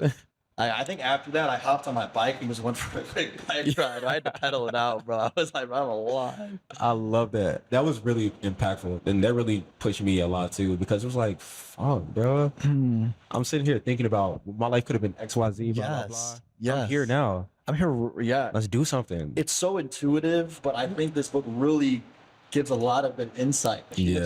There's like lifetimes of learning lessons here. And it's, all those other lives may have been happening, but you still got this one to focus on. You know what I want to bring up before I forget? You remember before we started the podcast, I wanted to bring up the idea of time block universe theory? Yes. So here, wait, let me make sure the thing's still recording really quick. Okay. My bad. You got that thought? Block universe. I'm glad I'm talking my phone about it. Oh, that phone block. So I don't know when it would stop recording. Let me ask this. Can we use your phone to record? Yeah. Let's do that. And then you can just airdrop it to me at some point. That means there's going to be a little gap in the footage. I think that's not right. That's fine. Yeah, that's not fine. In my bad, I forgot to bring my phone charger. No, you definitely got to the phone on. But my phone is like 87. What is it? 87. Oh, nice. Block universe. Yeah, I'm sorry for stopping. I'm glad I checked. No, it's good. I just want to get that out there. You know, I want to leave people with something to think about, but this is probably the coolest shit I've ever read. I'm excited to hear about it, man. It's a new process. Kenny, you hit it strong, man. That was great. What was wrong, man? Sir. Yeah. That's the deal. That's really cool. That's like a...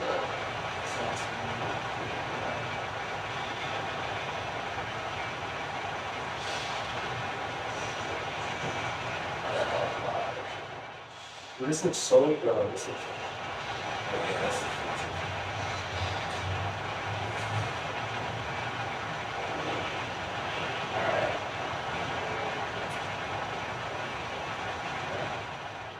I'm so happy I checked. Oh, that was awesome. Yeah, I knew I didn't bring my trilogy. Alright.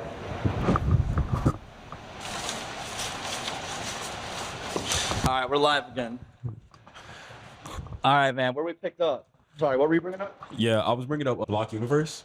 Block universe is a theory. Block universe theory. Yeah, and I really want you to look it up because you showed me the Michio Kaku interview. Yes, Michio Kaku is a string theorist, string theory scientist. Right. He created string theory. I think he's the dude. I think he might be. Which is everything's all connected, the singularity. Yes. And to bring it back to the book, naming a guitar shop string theory, so fucking clever, bro. I was like, that's so funny. That was dope. That was the coolest name of a guitar shop I've ever heard. I was like, that's dope. But up to block universe theory. So is this the idea? I'm going to try to make it as simple as possible. And it relates to time slice theory, which is the idea. So imagine like the whole universe is in a block, like a 3D block, right? Okay. And you can slice it like bread, okay? And each slice is like a timestamp, okay? So this is the idea of how we experience time. So when most people talk about time as time is not linear, they can't really explain why. This is the reason why, block universe theory. Okay. Because of our cognitive conscious ability in our hippocampus, we experience time linearly because of entropy, you know, it's going in a certain way in velocity or whatever case may be. Right. But in time and block universe theory, it's the idea that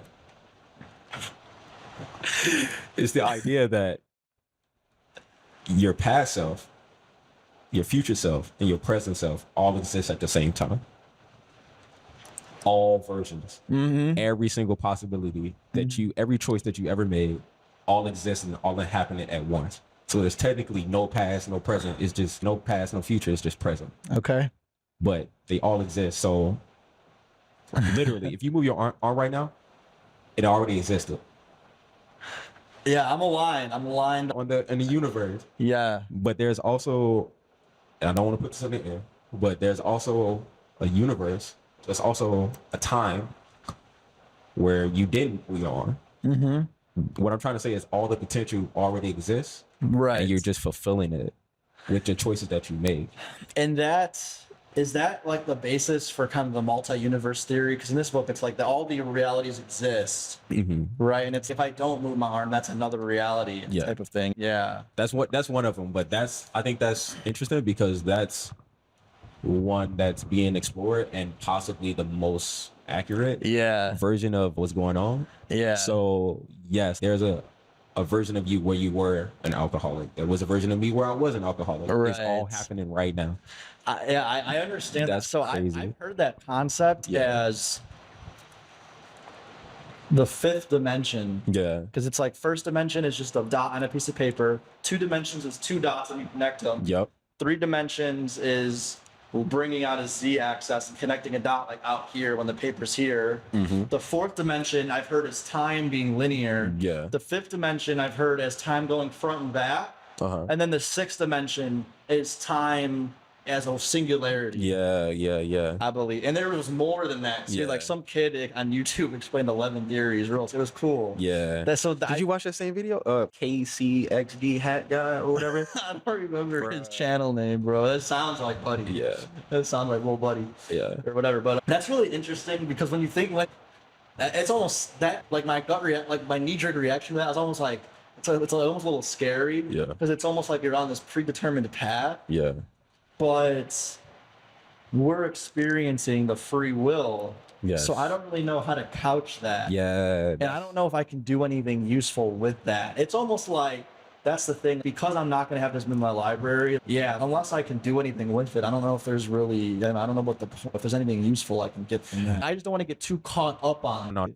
Only thing I derive from it is just like gratitude for being alive in the first place. You know what I mean? Like I could have been any of these different possibilities, but I'm this one, and I'm glad that I'm here. You know what I mean? Yeah. Because it does give off the idea of a predetermined world, but the thing is, like, the experiences and the actions that you get from it, the experiences of the free will, the choices, they're still your choices.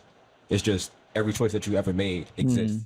You know what I mean? That's all it is. Yeah. That's all it's saying. Okay. That So I actually was makes like- a little sense. Yeah. I was like, okay, that's fucking cool. There's a world where you didn't show up here today.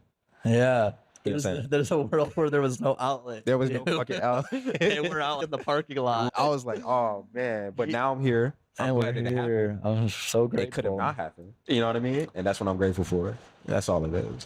I'm very grateful, man. I brought this up a little bit earlier, but another thing that's been going on while reading this book, man, a lot of life stuff always happening, but my great grandma, she's alive, she's well, but she's starting to, her memory is getting a little shaky. Yeah. We're starting to notice. Yeah.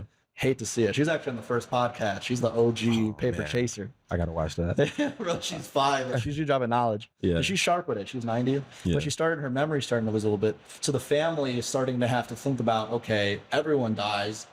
When she does, it's almost like a whole generation has ended. Like, we're starting to have to, like, there's some people who are not ready for her to leave. Yeah. And I was just, this book was going to help me think about, this may be one of the few lives out of all the possibilities that she made it to 90. Yeah. And is so impactful that she has entire groups of people not wanting her to leave at 90 years old.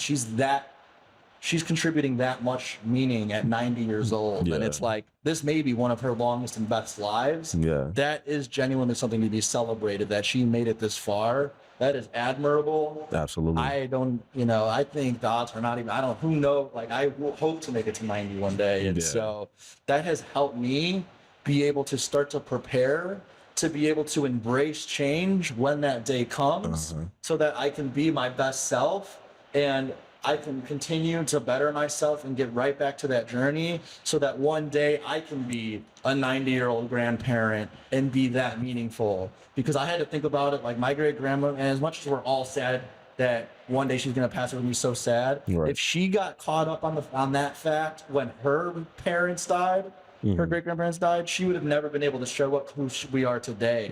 And so that has helped me reframe a little bit of longer term thinking to think about these things I'm doing today. How is that going to impact how I show up when I'm 90 years old to my grandchildren? Because that is still my life. That is still my full journey. And I really don't want to overemphasize my short-term gratification here. That's going to take away from me being able to be that person that is part of my story when I'm 80. And then it continue. And my story doesn't even end there. Yeah. Because then everyone who experienced me in their life, that's part of their story. Yeah. Man, to really live your life in your 20s and 30s and be drinking all that and just focus on that and think life is over, that is so short-sighted because you are not thinking about that life when you're 80 or 90, and then your children's and grandchildren's life, who you have an impact on their story. You're telling me you're going to throw all that out of the line, those other 100 years of your story for 10 years, 20 years of... Absolutely. Oh, man, you hit that. You hit that. That was good. I feel strongly That about was it, good. man. Hey, man, you motivated me. I can't wait for 90, man. Hold on. No, that was good, though. That was freaking good. Thank you. See, I wish I had someone like that. You know what I mean? My grandfather, he passed away last year or whatever. But he made me excited, for older age as well. Because I was like, it's not over. Yeah. It's not over. He was like, hey, man, I got all these connections. If you still want to do, this or that, just talk to these people who gave me their number. And I was like, whoa. I'm, what I'm saying? Like, I feel like he's living through me a little bit when he's, hey, you know what I'm saying? If you still want to do this, you can. I got your back. It's just one call away. It's one text away. I'm still here, even if I'm not here. Yeah. I love that. You know what I mean? That's amazing. I'll keep bringing up fucking theories and concepts. Please, man. That's the whole book. Yeah, it is. That's the book. My friend, she brought up the psychologist one. She brought up, have you ever heard of hot, cold empathy gap? Hot, cold empathy gap? Yeah, it's empathy gap, but you put hot, cold in front of it. No. The decisions that you make in a quote unquote hot state, hot mind, like emotional. Heated up. Yeah, Heated up. emotionally charged. Yes. And the decision that you make in a cold, calculative, logical state, they don't necessarily have to be apart, but it's typically how they divide the choices that you make. Yeah. So, logic versus emotion. So the empathy gap plays into the idea that, are you making choices in a hot state for yourself or a cold state for yourself? Like, the choices that you make, whatever, depending on the state you're in, Yeah. relates to how much empathy you have for yourself. It's That's how they do it. Back. Bringing up the whole, oh man, I did this in my 20s, did 10 years. That's typically what the psychologist would consider a hot state, a hot empathy gap, because you're doing everything and you're thinking, oh, I'm young, I got to do it now because I'm older, it's wasted, it's gone. It's not that logical calculation. But that's not a logical decision, because in that old age, you're doing all this. Now you got health problems.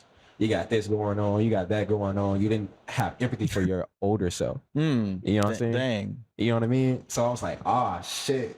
You know what I mean? So how much empathy you have for yourself will determine how much you're making those cold decisions as opposed to the hot ones. Yes. Going to grocery shopping on an empty stomach, and then you acting impulsively, buying things that you probably shouldn't have. If you took care of yourself in that moment, you'll be thinking more cold. Oh, I don't need to spend this much amount of money. Yeah. That's how they try to market towards you and stuff like that. Yeah. How do you define empathy? In this context or in general? Let me know if there's a difference between the two. I'd like to hear both. I would define empathy as having compassion for oneself and others. So if you're I'm dropping bombs. Because I'm just connecting dots in my life. Yeah. With this. Yeah. So if you keep making decisions in a hot state, yes, it's there short term, like you said, for the moment. It's great for that 10-year span. You did what you wanted, but now you have to reap the, you know, you don't have any empathy for your older self. You know what I mean? So now your older self is suffering for the decisions that you made in a hot state. So that means you think people that make emotional decisions, people that are very emotional based and are making decisions based off of that, does that mean that they are lacking in empathy for themselves? And if they had that empathy, they would be making more calculated, logical decisions?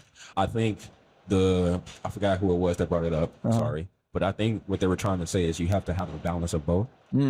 Obviously, not all situations you're going to need cold, calculated empathy gap decisions. Right. But if you only make hot decisions, chances are your older self is going to suffer from that. But if you only make cold decisions, you're going to be have a midlife crisis. Oh, I should have did this. I should have did that. Yeah. You got to have a balance of hot and cold. That's what they're trying to say. And I brought that up only because you was like, oh, you know, a lot of people in their 20s who are only making hot empathy gap decisions. You know what I mean? There's no sympathy for your older self or anything like that. Okay, let me ask this. If I were to ask you, when it comes to making decisions, when there's times where it's, oh, here's the logical thing to do, and then there's those times like your gut telling you thing to do. In the times, like sometimes those may be two different answers. Like what your gut's telling you what to do, but the logical thing to do. Do you ever think about like how you listen to your gut versus how you listen to logic? And do you have a way to navigate those two? I'm still learning. I'm still learning. Yeah. That gut feeling, that intuition that you feel, sometimes it's right. Even if the logic says otherwise. Logically, you know what I'm saying, you might not want to jump off a bridge on a bungee cord because a lot of things can go wrong. But sometimes you do it off the intuition. I'm sorry, I'm saying it wrong. Intuition telling you don't do it. But maybe the logic is telling you, oh, it's great. Good example. You know what I'm saying? Or vice versa. Because you paid for this money jumping. Yeah, jump over bridge that. jumping experience. Yeah, bro. Yeah. So I was like, That's good. That's actually really good. Yeah, you gotta. I think it's context dependent. Context dependent. Context. So your dependent. gut is not always right. Yeah, I don't think your gut is not always right. Sorry, I don't think your gut is always right. Yeah. And I don't think logical thinking necessarily is always right either. You know what I'm saying? Thank you for that. I needed to hear that. Yeah. I needed to hear that. I need to hear that too. Bro. Oh man. You want to know another one of my favorite quotes in this book was, What's that? this was crazy. Let me see if I can actually pull up the context it was in. I know what it is, but let me see if I can bring some context just to bring it back to the book a little bit. Okay. Favorite quote, page 242. This was crazy. I've already dropped this in meetings and stuff, and Really? I just heard it. Yeah. Here we go. What's going on? Oh my God. Okay. This is where that very last life before Nora lives in her own. Yeah. She is with that doctor having a great life. Yeah. And she's trying to she wants it to be her own life so bad. Yeah. So she tells the doctor, she's okay, I'm gonna be clean with you. I came from another universe, Mm-hmm. and I'm a verse jumper. I know it's crazy to believe. And the dude's, yeah, for sure, whatever. Right. And this is the learning from it. She realized that you could be as honest as possible in life, but people only see the truth if it is close enough to their reality. Right. Okay, that's the first point. So first off, and I feel this way. Sometimes I'll tell people things that are like, here's your answer. Like, you need to realize I've had this learning. This is what, but sometimes it goes right over their head because it's so far, it breaks their reality so much. Yeah. They're never going to listen to that truth. Yeah. And then here's my favorite quote. It says, it's not what you look at. It's not what you look at that matters. It's what. Oh man, that's a good one. And it was crazy. So in this example, it was like they hear the same thing, but the way he looks at it, he's yeah, sure, that's nice. Yeah. And I think about that a lot. That to me is crazy. We can be looking at the same thing, most people see it, but what we see is different. What we take away is different. Yes, absolutely. And that's like what matters. That's what your whole life is. Yeah. When I think about like, cause I just moved to the Heights. You're like, do you love it? Before, when I may have driven through it and been like, oh, this is cool. Mm-hmm. Now today, I'm noticing like there's a tree tunnel. Look at all this nature that's 150 years old. I'm appreciating this attention to detail. Mm-hmm. You go through life and like, even like watching this video, you may like, you just see a bookshelf. So you're just in your head, that's all it is. Cause you're getting so many, you get like, so it's something like, you get like millions of inputs a day. Mm-hmm. And so you have to group them. But when you start double clicking on these details and you start to look at, okay, like, let's look at the color palette of these books and like maybe like the foil print. Oh, that's interesting. Bold print on these books. Like, you're right. Yeah, what you can really change your experience by what, even though you're looking at the same thing. Absolutely. And I think what Nora said about with the doctor, how like two people can see the same thing. Mm-hmm. The same thing. The same thing is just that perception, that understanding of what they take in. Yes. Of the same. We have the same experience right now, but what you take from it and what I take from it is two completely different It's gonna be things. so different. It could be so different, or it could be a lot of the times the same thing. You know what I mean? Like Yeah. with me and you, at There's least. gonna be shared experiences. But I definitely agree with Nora on that. A lot of people take their experiences, even if shared experiences, and they apply it to themselves in their own context of their upbringing and their current situations or where they want to be in the future, and they apply them in their ways that helps them. And I think that's very powerful way to look at it. Yeah, that's a good point. Because a lot of how you're seeing things, a lot of that comes from your past. Mm-hmm. I realized this. I recently had a real good discussion at work. We were talking about diversity, equity, and inclusion. Mm-hmm. And at work, it's just 3 letters, DE&I. But what I was trying to do was I was trying to have you have to have trust and stuff, but I was trying to have a deep conversation on like, what do these 3 letters mean to you? Mm-hmm. And we went around the room, 10 different people, and you find out it meant so many, it was so deep rooted. Your experiences, how you're viewing things are so deep rooted in your childhood experience, what happened to you. Wait, what was those 3 again? Dignity? Oh, DE&I? Yeah, dignity. Oh, my bad. No, it's a diversity, equity, and inclusion. Diversity, it's about equity, having inclusion. diversity of thought, the diversity of gender, race, thought. There's so many different ways. The equity is, the inclusion is making sure everyone feels like they can be themselves. And the equity is making sure that we all are meeting each other where we are in the moment. Right. And if someone needs an extra hand, give that to them. Those are the ideas. That's great because we live in a pretty diverse country, America. Yeah, And, one of the most diverse cities in the U.S., Houston. Yeah, absolutely. And it's about not even just like appearance diversity, but diversity of thought. I mean, diversity of opinions. That's an interesting one because Yeah. everyone just thinks like the visible ones. Exactly. But the invisible ones, I think I think that's like a newer topic. Yeah. There's not a lot of interest in it. Yeah. And then the equity and the inclusion. I think that's really good because one thing that I've spoken to about with a lot of my friends is the way cities are set up to incentivize community. The cities that are like big and sprawled out where you need like a lot of cars to get to XYZ versus like walkable cities. Yeah. You could just go a bike somewhere and stuff like that and you can build community with people. Having diversity, equity, and inclusion, having those things to focus on, you get all these people involved. As you said, like people had their own entire, like completely different from yours or blah, blah, blah, blah, blah, or what it meant to them. But having them speak about it, having them open about it, it builds some sort of community. Oh, we do care about what you think. We want you included. We want you to have equity within this company, so on and so forth. Where a lot of places, at least in America, at least, we don't really have that. You know what I mean? There's a huge community aspect missing, I would say, compared to other countries. Have you been to like the Netherlands? Like everything is Dude, that freaking word was walkable. coming out of my mouth as you said it. Really? Because the Netherlands is why I live where I live today. That's Yeah. super walkable and bikeable. Yeah.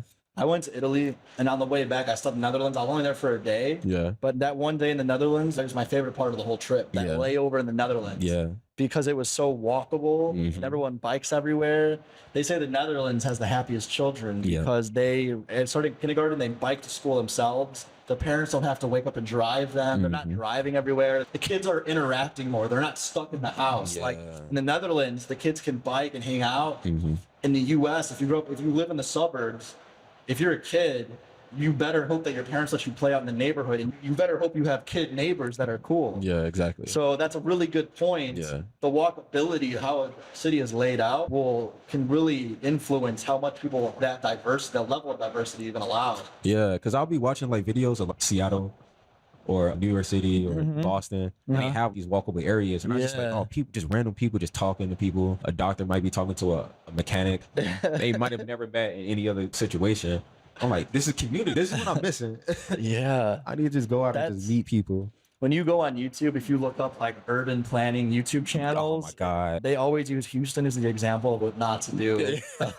Like it's your Yeah. it's just I agree with that. dumping on Houston, yeah. But the Heights is like the one area. It's the most walkable. That's why I'm there. Yeah. Like, I gotta check it out. I never been. I've been to like River Oaks and Rice Village. Like, Yeah, it is different. It's different? It Okay, is. okay. It is. Yeah. Yeah, every time I go into urban living, YouTube channels, they just take turns. I'm like, damn, They take turns. That's fast. take turns, man. But no, we need that community, honestly, sincerely. And that's one of the things too. Another one of the lessons in the book is no matter what life you live, the feelings are always the same. You will still have the same range of feelings. You always feel happy. You always feel sad. There was no life where you were Yeah. just constantly happy. Yeah, yeah, That sadness was a fabric yeah, of the happiness. It was, you need that. Every win comes with a loss type Yeah. of thinking. yeah, And so that was another reason to be happy with your life. It's no matter what life you're in, you're always going to have that happiness and sadness. Yeah. And so Yeah. it's just how you get that. yes. Oh my God, I was having a conversation with one of my friends, and I was like, what is the difference between blah blah blah blah blah? So I was like, what's the difference between contentment, like you're content with something, satisfaction, happiness, and fulfillment. Fulfillment is my favorite word this past year, this past 2 years. Okay, wait, can you run by me one more time? I need to hear them. Contentment, like you're content with a job that you work. Contentment. Okay. Satisfaction, happiness, which is an emotion that's fleet, but it's like a very heightened emotion, like a euphoric feeling. Yeah. And then fulfillment, which is like Fulfillment. every aspect of what you want out of something is there. You know what I mean? You're not only are you happy, but you're not reliant on the happiness to make you feel fulfilled. Yeah. Like you're you're overall like they're not mutually exclusive. exactly. It's like an overlap, like a Venn diagram. Like it's there, but ultimately you need that fulfillment is what I believe a lot of people should strive for. Okay. Yeah. How would you define the others? The content is I'm happy. Okay, I'll do it like this. I'm happy doing this podcast, but I'm not fulfilled, not because of the podcast, but because I want to do more grander things. You know what I mean? What life, like you're not fulfilled until you do grander things in life, but you're satisfied and you're happy doing this podcast and you Yeah. want to do more because you want to do more, that desire. You know what I mean? And, You wanna- and that wanting more is that fulfillment piece. Yeah, it's you chasing that fulfillment. You know what I mean? And sometimes you can get fulfillment from chasing what you want. A lot of people don't think about that. They think about the That's a destination. really good point. Yeah, they say life is the journey. Yeah. And they say that, and it's almost like corny at this point, but It's that may be the point though. It is the chase. Paper chases, and that's the point. That having that perspective definitely helps you enjoy all of life, because life is 95. That was like my learning when I went to New York. 'Cause half the time we were traveling everywhere. 9% of the time we were in the train, and I just looked at people and just like, hating that I can't wait. But it's like, bro, this is most of our day, just in the trains and traveling. So you have to really enjoy that journey. Yeah. You have to enjoy those smaller things. Oh, yeah. It is, if you can genuinely get there, you're going to be a lot more, I don't know if it's content, fulfilled. Maybe it is that fulfilled. Maybe that's how you reach true fulfillment. There's a concept. I recently went to a yoga studio. Yeah. And I went to the yoga studio because it's like older people. Yeah. Like the instructors are more wise as opposed to like kids, which they're all have their pros and cons. And they have all these wristbands. I'm not wearing it right now. I wear it a lot. It says, I am enough. And it's that idea that you are born with everything you need. Right. You are born with that. And I guess if that's the case, you should be born fulfilled. Yeah. I think, But it's hard to. no, I agree. But who feels fulfilled? It's not easy to just, I'm alive, so I'm fulfilled. Exactly. That takes work. It takes work. And that's why I feel like in the book, she mentions Albert Camus.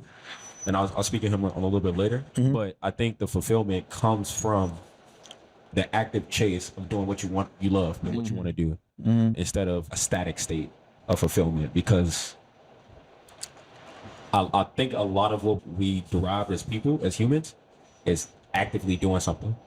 You know what I mean? A lot of us feel like when we're, stumbling over my words, but in the COVID lockdown, when people like stopped doing stuff and they felt like, fuck, what am I doing? Like, you know what I'm saying? Yeah. I'm working this. A lot of people have these existential crises where you said like, they realized they had so much time. They're like, shit.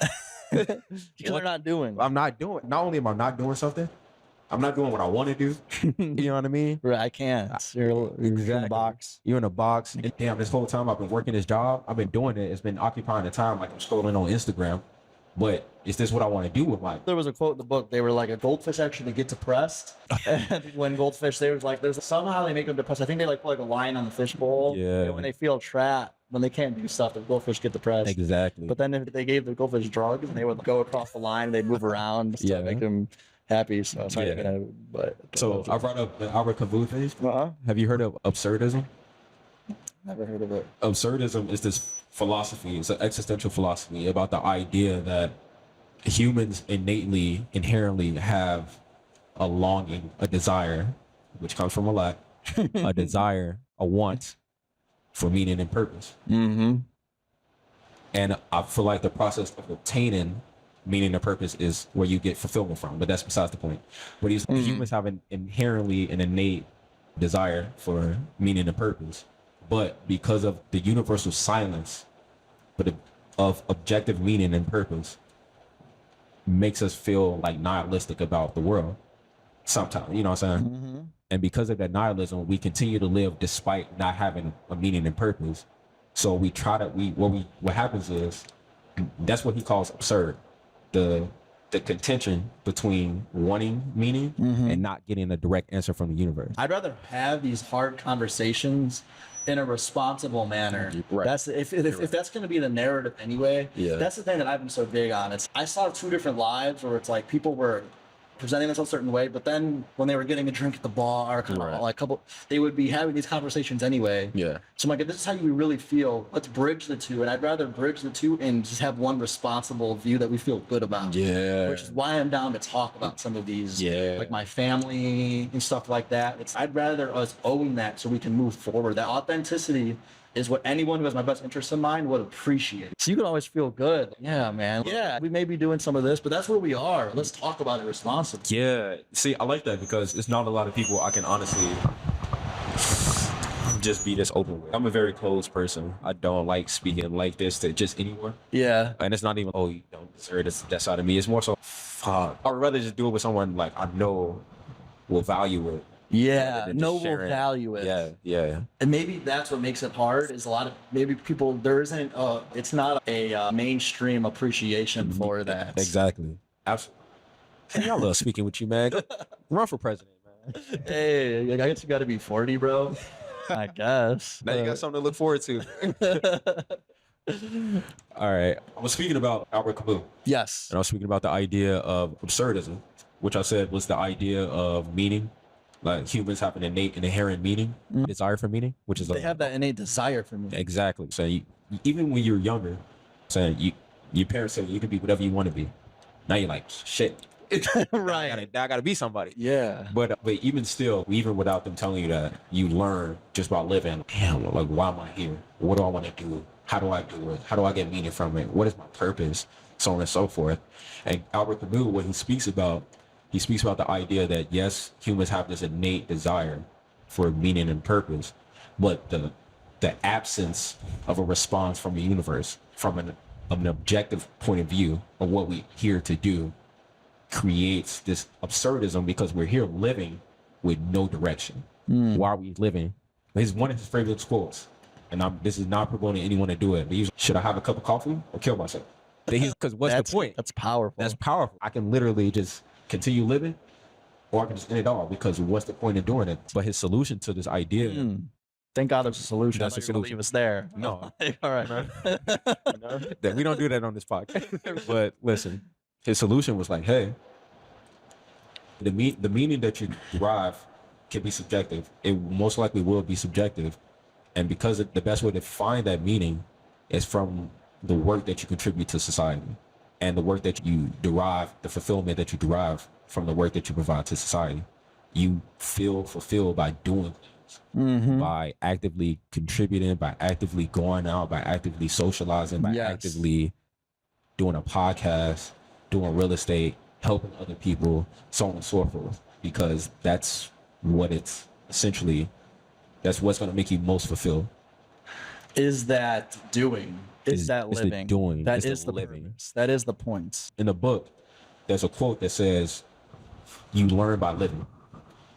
Yes. And they say that a few times. They say that's it a few kind of times. the thing. Exactly. That's actually a chapter one of the book. Yeah. And that's what she's hinting at, or at least that's what I got from it, is what Camus said. You learn by doing. You live by doing. Yeah, that makes me think that when like Elon Musk, I think he's real intelligent. Yeah.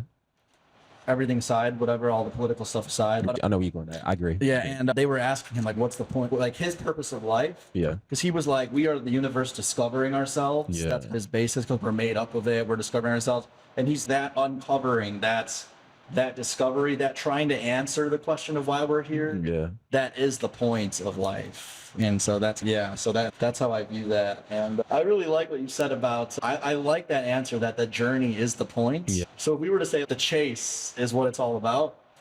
I would say the chase, because even in the book, Nora, she had the fame. She had literally any other life that she could live. It was fulfilled in the technical sense. Yeah. She fulfilled what she wanted to do. It's done. It reached the end point. And she still wanted more. Still wanted something else, because that desire never ends. She finally had that like vineyard in California with that oldest Spanish dude. Yep. And then they're just sitting there and he's like on his phone, and then they just have nothing to say. And she's still unfulfilled. She was unfulfilled in that instance. Absolutely. You see what I mean? Yeah. Like, even when she had. Even when you reach that end goal, you still want more. And that's because you're going to, the desire itself is not inherently a bad thing. It pushes you to want more. Yes, you might feel like it's a trap. I constantly always want more, but that's the fulfillment. You want to help people. Helping people is an ongoing process. Yeah. It's not going to end. But as long as you feel good about doing what you do, you're going to be fulfilled. As long as more people do it, we'll reach the end goal. But that's different. Yeah.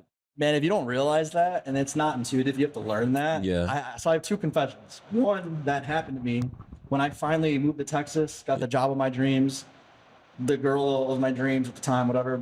And I was living in the coolest place in Houston in my eyes. Yeah. Real cool.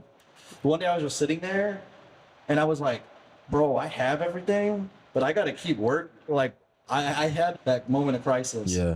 Like, well, now what? Because this is everything I wanted, and now I have it. But now I'm just sitting here. I'm not just gonna. They say like people are like, oh, what are you gonna do when you retire? Or if you had $1 million, I'd go to the beach. I'd go on all the. But eventually, when you're laying there, like eventually you're gonna want to do something. Exactly. No, that's not gonna solve that perfect state. Confession number 2 was that on the way here, on the way to this podcast, I changed my Instagram name. I wanted to make it Kenny Chase, but it's Kenny Chaser. Because like Paper Chaser, and it was like about the chase, and so I made my name because I was like, I didn't have a good Instagram name. I like that. So I made it Kenny Chaser. About the chase. And I was like a little wobbly about it, but I feel a little bit better about it now because that's the purpose of life. That's the purpose. You gotta chase. Yeah. You gotta go after it. Look, please, if y'all take anything from this podcast episode, Follow Kenny Chaser. Thank you, bro. It is straight up Kenny Chaser. I thought it was pretty dope that was available. I like it. Thank you, man. Oh man, it sounds better than all my other names didn't fit me. You know? I'm so bad with coming up with names, bro. Dude, same. Oh, I'm terrible, bro. I actually had a real cool name, and I was like changing accounts, and I lost some random dude in like another country. Oh, Yeah, so that was tough. But anyway, so then I finally got a name I feel good with. Yeah. Feel good with it. Yeah, so that was my confession. keep it for a while because it rolls off the tongue. Kenny Chaser. Kenny Chaser. That's hard. I hope I keep that for the long run. Kenny Chaser, follow me on IG. Thank you, man. Look. Damn, I need to change my Instagram. Yeah, but man, listen, Kenny, one thing I learned from you is actually what I said just now. Is you, like you said, you had everything. You invited me to your home. You had a plethora of friends. You know what I'm saying? You had you had your girlfriend with you at the time. You had this fucking penthouse, a loft in the middle of the fucking city. I was like, Jesus Christ. But I was like, he has all this stuff and he's still wanting to do more.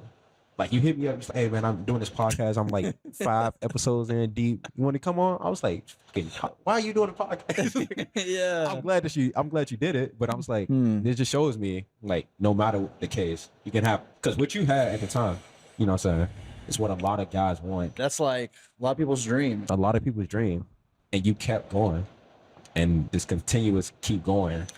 Even people who are not doing anything, like I was back in 2016. So when I was doing music and I passed up on so many opportunities and potentials, even when I wasn't doing anything, I still wanted more. Because I wanted to pursue and chase that fulfillment. Yeah. And I wasn't being fulfilled in what I was doing. I wasn't being fulfilled in what I was striving to do. You know what I'm saying? And I was being constantly disappointed. Shout out to Nora in my life. So I'm glad I got up and I started doing things. Yeah. And you got to be careful with that always wanting more. There's this famous example of Tiger Woods, the most successful golfer potentially of all time. Right. Is that the consensus? I think so. Right. There's a story of how he broke both of his knees diving out of an airplane trying to become a Navy SEAL after he was already successful. And it was like, look at this, he's so successful, and why is he trying to become a Navy SEAL? Yeah. And it was just a point of caution to make sure that you're not always, you need to eventually set the goalposts. Yes. Is what the learning is in philosophy. Yeah. And I 100% need to think about where those goalposts are. Yeah. I agree that I'm on that chase and that's the point of life. And I feel like you should also want more for yourself. I feel like there is a right answer. There is a good balance.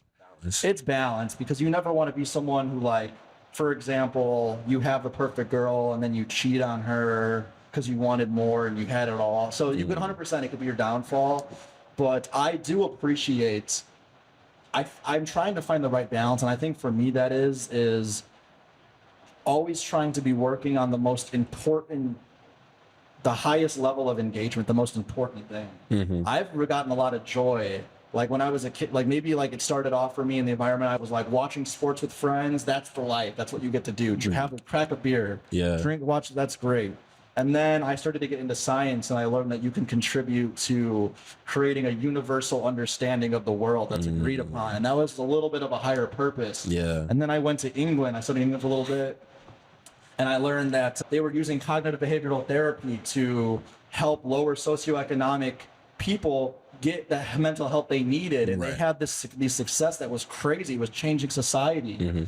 And now I'm working at a larger company, and larger companies have their faults because there's money that drive it, because we live in a capitalistic society. But what we can say about these bigger companies is they are serving a larger portion of humanity. They are engaged in these mega issues, these mega complex problems, whether it's climate change or the energy transition, all of that. Right. And so I do appreciate right now, I like moving up that ladder of what I'm doing is more meaningful. And I think that's the right thing. I don't know, because there's this thing called cosmic insignificance therapy. And it's the concept that in 1,000 years, no one's going to know who you are.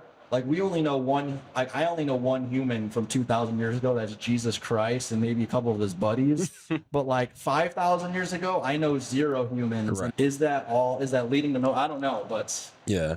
I think you touched on a really good point about the want thing, because people can interpret that as wanting superfluous things, you know what I'm saying, materialistic things, or just things that don't give you actual meaning, which I think you should actually, everyone should sit down and actually figure out what actually gives them meaning, purpose, and fulfillment, instead of what society tells them what they should get, or what their friends tell them they should get, or what they think they interpret from looking at celebrities and what they should be.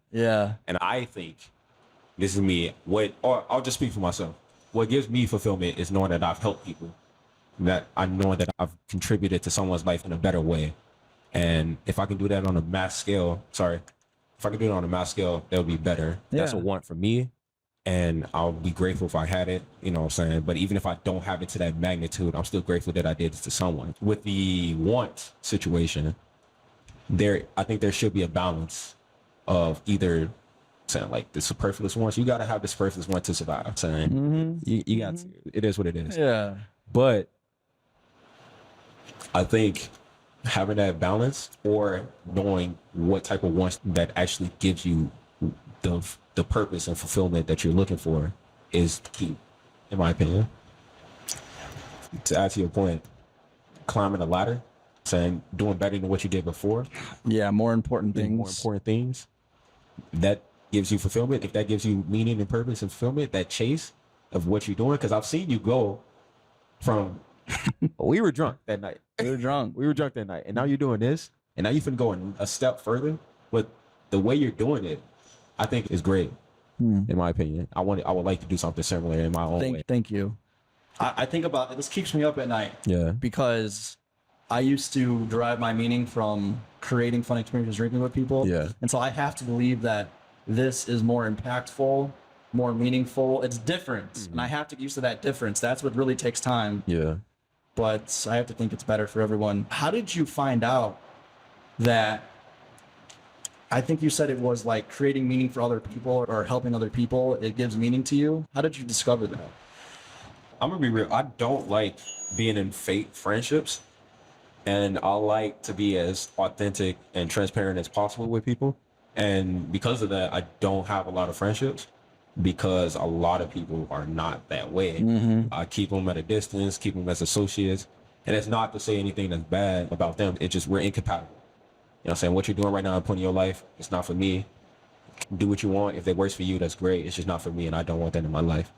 But with the friends, I show that I can provide value to my friendships that help them grow into being better people. So I was like, shit.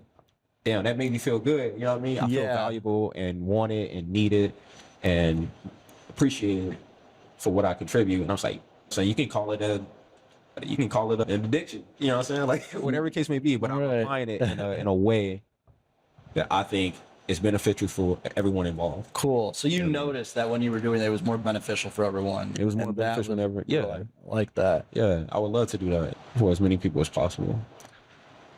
Do you think that as a society, we are moving to a better understanding, and so we're all moving to this like point where everyone's more authentic, everyone's more like on the same page?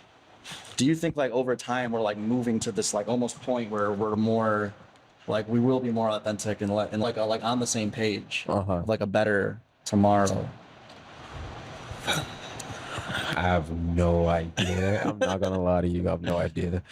And I have no idea because there's so much, like I said, like social media and whatnot. You can take what you want from it. Right. I do see a lot of people taking taking it and applying it in a negative way, if that makes sense. 100%. But I think they're doing it out of pursuit of trying to be their authentic self, if that makes sense. You know what I'm saying? They take something that they understood as authentic, apply it to themselves, thinking that it's authentic, instead of actually realizing that this is what society and social media is telling them to be, which is not authentic. But I feel like ultimately, yes, I think more people are authentic conscious, and they all trying to pursue a more life a better life that's more representative of their actual selves. If that makes sense. I like that. That does make sense. Because I think it's really easy to get caught up in social. Okay, first off, we know that the algorithms on social media work as though when they present you information that gets you angry, you're more likely to click. Yeah. So you're being shown more things that are polarizing. Yeah. And I also agree that we were in a political climate where it was rewarded to double down on your position or the group that you're in, as opposed to appreciating the mechanism for an exchange of ideas and appreciating the other side, because they will help you get to a different, more correct answer and open your mind. A more holistic understanding. Yeah, more holistic understanding. So I understand how there's a couple things in society right now that are negative, that are like negative structures.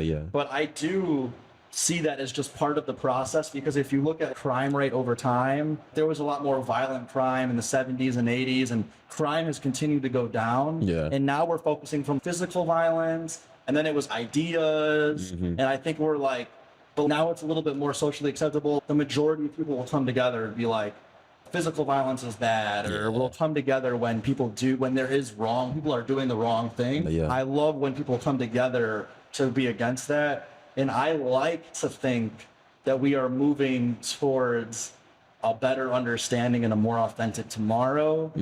But we don't know. They also say that was something crazy I heard Elon Musk say, again, bring him back up, but he was like, technology is getting so good that either we all kill ourselves, which answers the Fermi paradox. You know what the Fermi paradox is? I heard about that. The Fermi paradox is just when you look at like life on Earth, and then you look at how we haven't seen signs of other life.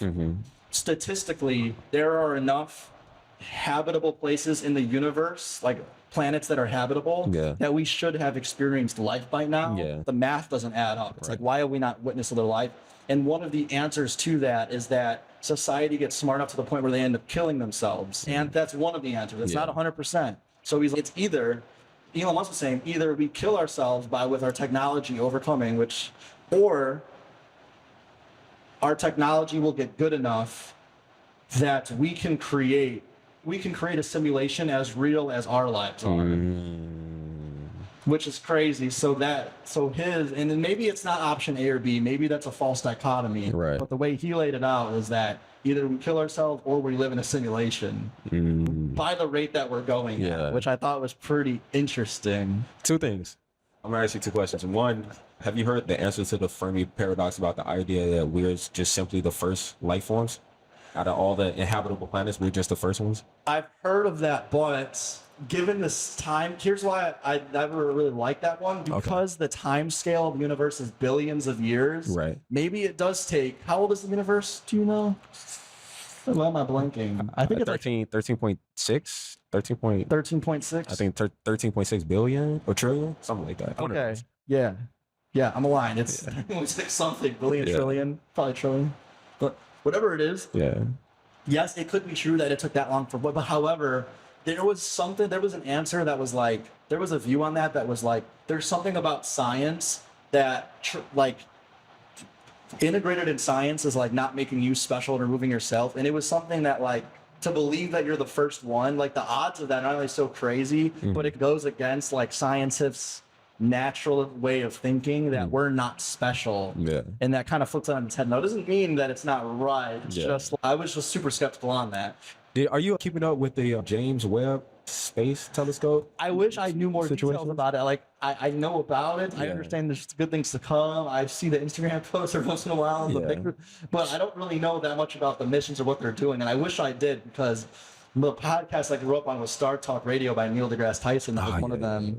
And so I have an appreciation for that, astrophysics. I remember that. Nice. You've heard that? Yeah. Cool. Neil deGrasse Tyson spoke about the idea of like cosmicism or something, which is like his whole philosophy about the whole universe and how we're part of the universe. So we should treat it like a level of interconnectedness. Yeah, like we are stardust. Yeah, we are at stardust. Yo, I came up with the idea before I met Neil deGrasse Tyson. So when I saw him say it, I was like, fuck, I'm a fucking genius. Right.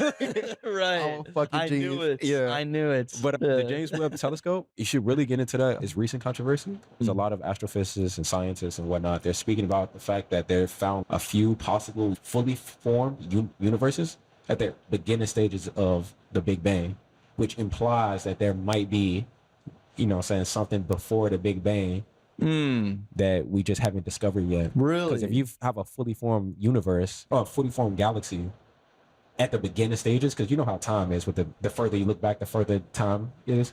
If you look back far enough, the James Webb Telescope, I believe, you can fact check, I may be misquoting, but they said they found like fully formed galaxies In the early, really? which, you know what I'm saying, if they fully formed, that implies that maybe that's not the only Big Bang, or there was something before the Big Bang. I was like, it's getting juicy, man. So sick. They're really talking about like reconceptualizing the Big Bang Theory to maybe include other Big Bangs or a possibility of something before it. I wonder if that, because the reason I love this multi-universe theory so much is it's not just someone's idea. It is within the realms of what is possible with science today. Yeah. Like the whole theory of multi-universe theory comes from quantum physics. Yeah. When you look at the tiniest scales of what makes up reality, like things are I can't remember, is it quarks? They have two different states that they can be in, but they find out that when you're not observing it, they exist in both states. And so it's whatever you observe, they exist. Both states exist. Whatever we observe, then it becomes that once we observe it. So that's the basis for, we know there are other, because of that, it makes it possible that there are other universes that we just have, that we are not observing, that we're not living in, but we know it's there. Yeah. That's why I think this is so cool, is that even this whole book concept is based in reality. And so I wonder if now rethinking the Big Bang plays into this and still makes this possible. Maybe it makes it more possible, maybe not. But I love the unfolding. Yeah. I love the unfolding. He's talking about the quantum mechanics and Einstein's spooky action at a distance. So it's like the idea, like if whatever the fuck, proton, whatever the case may be, if it's rotate at a certain way, you already know the measurement of the other one because they're connected somehow. I was like, that's fucking lit. The intertangle. Entanglement. Quantum entanglement. Entanglement. Entanglement. Yeah, we fucking geniuses out here, dog. We're talking about entanglement in a library on a Friday. That's how you know I stopped drinking, bro. No, you're right. Maybe I should stop drinking. I should fucking go to school. Man, it is cool though. Like that stuff is. There's a really good YouTube channel called PBS Space Time. Oh my god, I was about to send you a video on that. Oh, PBS Space Time? I was gonna send you a video on that. There's that dude. I don't know if he's still like the one dude. Yeah. But he breaks these real complex things down. Yeah. I don't even know if I fully understand it, but he makes it understandable. Yeah. They're really cool once you start to. Because at first, who cares about this stuff? But if you can realize the implications of what some of this stuff means, like, that's why it's so important. I watch it because it gives me a perspective on my life, universe, cosmic insignificance. Yeah, yes, where the universe is so grand. I'm a speck on a dirt rock or whatever the case may be. But shit, I'm here, nigga. Sorry. But I'm here, you know what I mean? We are here, brother. I'm here and I'm grateful and I'm happy for it. But to bring up that point, the reason why I brought it up is because no matter how big it is, I'll bring it back to a concept that I read. It's called the death drive. Okay? And I think it was brought up by Sigmund Freud and Slavoj Zizek. He speaks on it too. It's about the idea that typically you feel most alive at the face of death. So you can die at any moment. So why not live? You know what I'm saying? Yeah. You know what I'm saying? And it's like the idea of a person climbing a mountain. People climb the mountain to feel that thrill, that chase that thrill, and that's the death drive. You know what I'm saying? You can literally lose your life at any moment. Yeah. Why not climb that mountain? Yeah. You know what I'm saying? Use that mountain, the idea of a mountain as the symbolic idea of chasing, you know what I'm saying, pursuing your fulfillment. Why not do it? I had a really good, you ever been to a Michelin star restaurant? No. I got to go, they don't have them in Houston. Yeah. They're thinking about adding Michelin stars to one, maybe they're thinking about adding a new city before Houston. Anyway. Yeah. My first time going to one, I'm like, bro, I love food. So I'm like, oh my God, finally a Michelin star restaurant. Yeah. So I dress up to the nines. Yeah. I go to the restaurant, man. Every single detail. I walk in the door, I'm like, oh, this door handle's heavy. Like it's a Michelin star restaurant. And every single little thing I'm so attuned to. Yeah. And I realized halfway, with my girl at the time, we're like, wait a second, we're having so much fun. Like, why don't we always have, honestly, the Michelin star food, it was like small portions. It was fresh ingredients, but I wouldn't go there again. But we were enjoying ourselves so much because we were so in the moment. It was like, oh, this is Michelin star, this is it. We're like, why don't we do this with every restaurant? Yeah. And so it was that same feeling like, why not always be that alive? Exactly. That level of gratitude. And you really have to slow down. You really have to consciously think about that. Mm-hmm. And one more thing too, when you talk about, man, at the end of the day, relative to the size of the universe, we're damn near insignificant. But the thing is, because we're made up of the universe, because we're made up of the same atoms, it's like you are a drop in the ocean, but you are the whole ocean. Exactly. I really like that. That really helps me bring it together. That like I am what everything else is. I am just as important. And actually, right now I'm creating some bookmarks. I'm creating my first bookmarks for the book club. Yeah. I will get you one. Please. For being on here. Please. I want to. Yeah. And the theme of the bookmark is actually scale. So I'm working with an artist right now to create it, and they've already drafted it. I'll show you after this. It's sick. But it starts off with a leaf, and then a book, and then a library, like a whole cathedral, and then the world. But each item is wrapped up in a drop, in a water drop, and it's all going into the ocean. So my first book is just trying to bring together that idea of scale and that we are what we are everything. Yeah. So that's actually, it just so happens that's what I'm working right now, my very first bookmark for this club. No, you know what's crazy? I love that idea because have you ever heard the idea of the theory of everything? I want to make sure I'm talking about the same thing, but that's like the everything everywhere all at once. That's string theory. That's it's the same idea of we start from the scales. Start from the scales, you go from top to bottom. Yeah. Top, bottom, the tiniest to the It's like that where you take the ecological view of humanity and life and society in general. You go from sociology, which is the study of people, to psychology, the study of the mind, to neuroscience, the study of the brain. And you just work it all the way down until you get to the theory of everything. Yeah. And I was like, oh, this is crazy. But I'm going to show you a screenshot because I got it from PBS Spacetime. Okay. I promise you, bro. It's lit. I know it's legit. It's legit. PBS Spacetime. Man, I hope I can create something or work something that legit one day. Yeah. Oh, this could be that. What does when we talk about all this, is this related at all to spirituality? I don't know what spirituality means to you. I don't know if that's a buzzword, but is this related to that? Because we were thinking about I thought about this yesterday. We were talking about diversity of thought, diversity of income, all these different diversities. I was wondering, I was like, is diversity of spirituality, is that a thing? Is there a universal truth on spirituality? Or is diversity of spirituality just the diversity of how people view like the same thing? So I'm curious, what is this? I think, what does that mean to you? Diversity or spirituality in that case? Say that again? Diversity or spirituality? Which one you want me to speak on? I want you to talk about what spirituality means to you, if this relates at all, if it's something different. To me, I brought up the Neil deGrasse Tyson cosmicism. I think that's the name of his idea. Yeah, because he's the one it's spiritual to look up and realize you are one with. Absolutely. That's really cool you brought that up. That was my introduction to. I didn't know that spirituality, that was my first time I learned that spirituality could be something outside of traditional religion. Yeah, exactly. That's when I learned that. I'm glad you brought that up because I'm not going to get too into the whole religion and debate, whatever case may be. I don't have no stake in that. I do feel like the stereotypical debate between God, no God, is typically between a religious perspective of God. Yeah.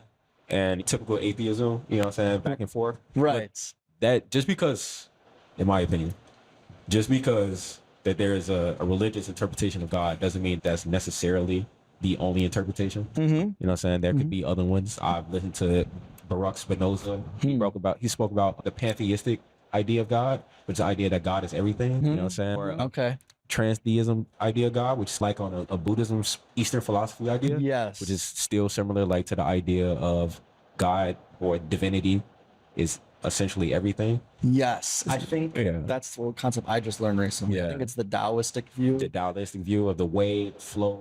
But it's what they said there, and I really like this idea, is that people who are religious and atheists agree on the same presupposition that there are beliefs about God, and your connectionness to this depend on your beliefs, if you believe or not. But the Taoistic view or the anti-theist view throws all that out the window and says, I disagree with even that presupposition.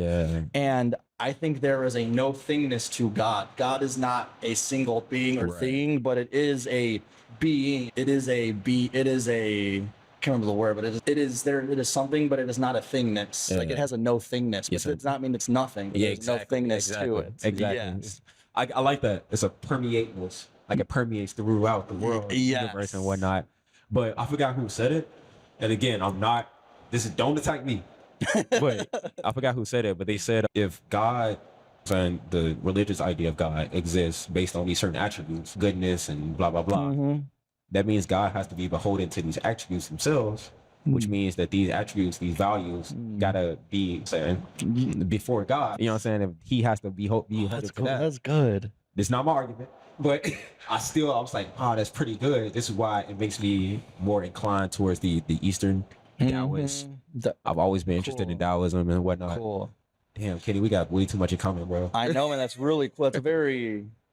It's hard to find people who have that view here in Houston. Yeah. I think that, and like I said, I'm not saying any of this is right or wrong, but I think it's good to at least understand the different understandings of it. Like, you shouldn't be running from those. I'll never forget growing up in a Catholic school and all that. It was shameful to hear these other perspectives. I've always disagreed that any perspectives you're hiding make me instantly skeptical. What are you hiding? We should put everything on the table and let people if it's the right thing to do, I think people will choose the right thing to do. I agree with that. Yeah. Would you consider yourself spiritual? More or less? You know what? The podcast I did with Adam, it was Rick Rubin's The Creative Act. Oh, yeah. That changed my view on spirituality because he talks about the creativity is spiritual. Yeah. And he talks about, he introduced the concept to me, and I've heard it a lot. Now that I know about it, now I notice when I hear it out in other places. But it talks about how there is source. He capital like source is, let's just say, their definition of God. Yeah. And they say that we are antennas. Yeah. And he says that when we are creative, when you are authentically yourself, you are that antenna for the source with no filter in between. So you are taking in that signal authentically, straight from the source. Yeah. And you do that by just being authentic and letting things flow. The second you put up that filter, that's why you should always carry that childlike spirit in you.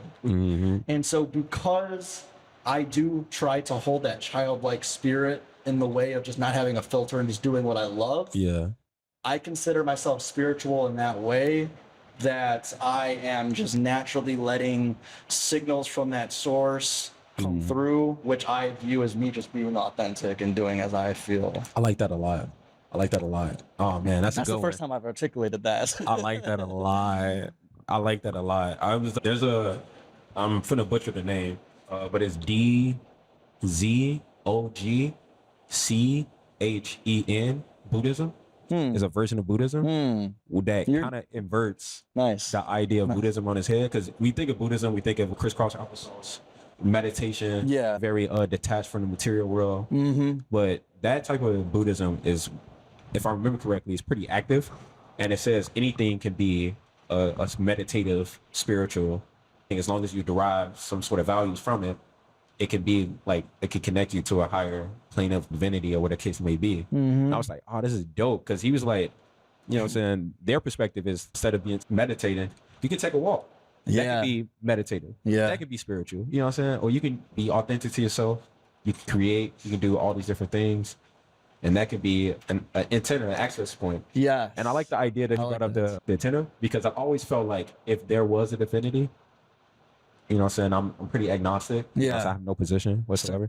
Same. But if there was a divinity, I feel like we as individuals, we're like antennas to a radio signal, to whatever case may be. The fuck, what is it called? Like a power line. We're connecting to that signal. You know what I'm saying? Every time that we do what you brought up. Yes. How I view it is when you enter a flow state, because there's certain things where you lose that sense of time. When you just get in that flow of just being, however you do that activity. Exactly. That is that spiritual. That was my first time bringing it up. I should probably I got butchered it so bad, but you get my point. That was great. You get my point. Oh man, I felt so bad. I was like, man, what if God was like a power source signal to our radio? I was like, no, that's stupid. No, man. It's not, but I think there's some truth there. That's how I feel. One thing I really like is, another way I view spirituality is an understanding that we're all connected. That all life is connected. And when it comes back to that idea of being an antenna, I have always felt, I heard this concept once, and maybe it's I've always almost felt like I'm a living antenna for all of my ancestors that came before me. It's crazy. They say if you put all your ancestors in a room, it's actually not a lot of people. Like they could likely all fit in this room. If you go back all your lineages, it's like 60 to 100 people or something, like to when the first, when we start humanity, the first. And so when I think about like my great grandpa passed away, so influential to me. Really foundational love that I carry with me today. A lot of times I do like to think of myself as living through him still, almost like that antenna for everyone that came through me. And that's spiritual. That is viewing yourself where you are today. Is everyone else that came before you, everyone that is. Understanding when you hurt other people, you're hurting yourself. Like that kind of part I think is related to your ancestors, but also spirituality. That's another kind of view of that I have. I like that because it shows that we as people, we're social beings. So a lot of the spirituality that we derive come from relational situations, like whether they're here or not, ancestors who we help. You hurt people and stuff like that. You hurt yourself, you hurt your community, you hurt I have a very ecological view of my spirituality, which is the idea that we're all connected, different planes and different levels, but we all share like an overlapping understanding of life. And just like Neil deGrasse Tyson with the cosmicism idea, we're all part of the universe, no matter the case may be. You're a star. Right. When people say that, we mean it literally. Man, there's a quote in here. They've actually brought that up in the book. They brought up a quote that some philosopher was like, the life of an oyster is no more important than the life of a human. Which, like, it was no more meaningful. That was interesting. I don't know. That's crazy to think about. So look at you, man. Let me check the recording, and maybe we start to wrap up. I know I keep saying that, but we keep getting into crazy combos. Hey. Still recording? Okay. How you want to wrap this up, man? I think we wrap it up. I'll just say I came in with a couple, and I've already talked about how I've been different since reading this book. Book reflections. And I am going to read it off because this is an accurate representation of as soon as I was done reading it, this is how I was feeling. So just a good kind of understanding of this is the impact the book had on me. Again, like I said, it found me at the right time. Made me excited to live life. That's huge. This is a big one. Actually, I'll say that one for last. It made me want to reevaluate the role drinking had in my life because all of the bad lives of the one she wasn't fulfilled, she was drinking more. And there wasn't as much of that genuine connection. And then lastly, I also wanted to be, then this is the big one, and this is probably my favorite reflection, is it made me want to be more empathetic to other people. I've always said, in my corporate job, I'm saying for all these corporate people, and one of the first things I said in my last presentation, I was like, look, in another life, I'm probably a line cook. I can't believe I ever made it out of the restaurant industry. And I got some looks and stuff, but it's true. I've always felt like I could, because I feel like I've lived I have some versatile experiences where I've lived in the restaurant industry, I've worked in corporate, and so I've just always been very empathetic to other service workers and stuff because I've been there. And like yesterday, my little sister hit me up. She's texting me yesterday. She's, hey, someone just did my nails. His name was Kenny. And rather than being like, thank God I'm not that, I'm like, you know what, since in another life, I'm probably a nail tech as well. So I think it has me a little bit more empathetic to where people are as well. So I think that's cool that you said that. It goes back to the golden rule, which is the idea of treat others how you want to be treated. Well, it'll be easier to do if you see yourself as them. You know what I mean? Yeah, that's the thing. The golden rule I recently haven't liked because I like more treat others how they want to be treated. That's nice. But that gets at what you just said, though. It's like you need to, that's fine for you want to be treated, but you have to have a respect for yourself. Which a lot of people don't have. I don't want other people treating me the way they treat they treat themselves. So treat others how they want to be treated. That's the platinum rule, baby. I'm coining it right here. There we go. And I can't claim that idea, but it needs to be more mainstream. No, that's a good point. That's actually a really good point. Actually, that's a really good point. I'll learn something right there. Treat others how they want to be treated. How they want to be treated. That's facts. Because meet them where they are. Because you don't even know where they are. Exactly. That also takes learning. You need curiosity, which is fun, man. That's fun to have. Oh man, keep that. That's nice. That was nice. Kenny Chaser and that, yeah, that's nice. Right. Yeah, we're solidifying some things. Yeah, Going today. this book helped me out a lot. It was really a big reflection on how far I've came and how in the direction that I want to go. Because just watching this 35-year-old woman in this book, life passing her by, and she just filled with regret, drinking herself to death, popping pills, and what the case may be. She lived and just wallowed in her own self-pity and misery, and that's no slight to anyone else.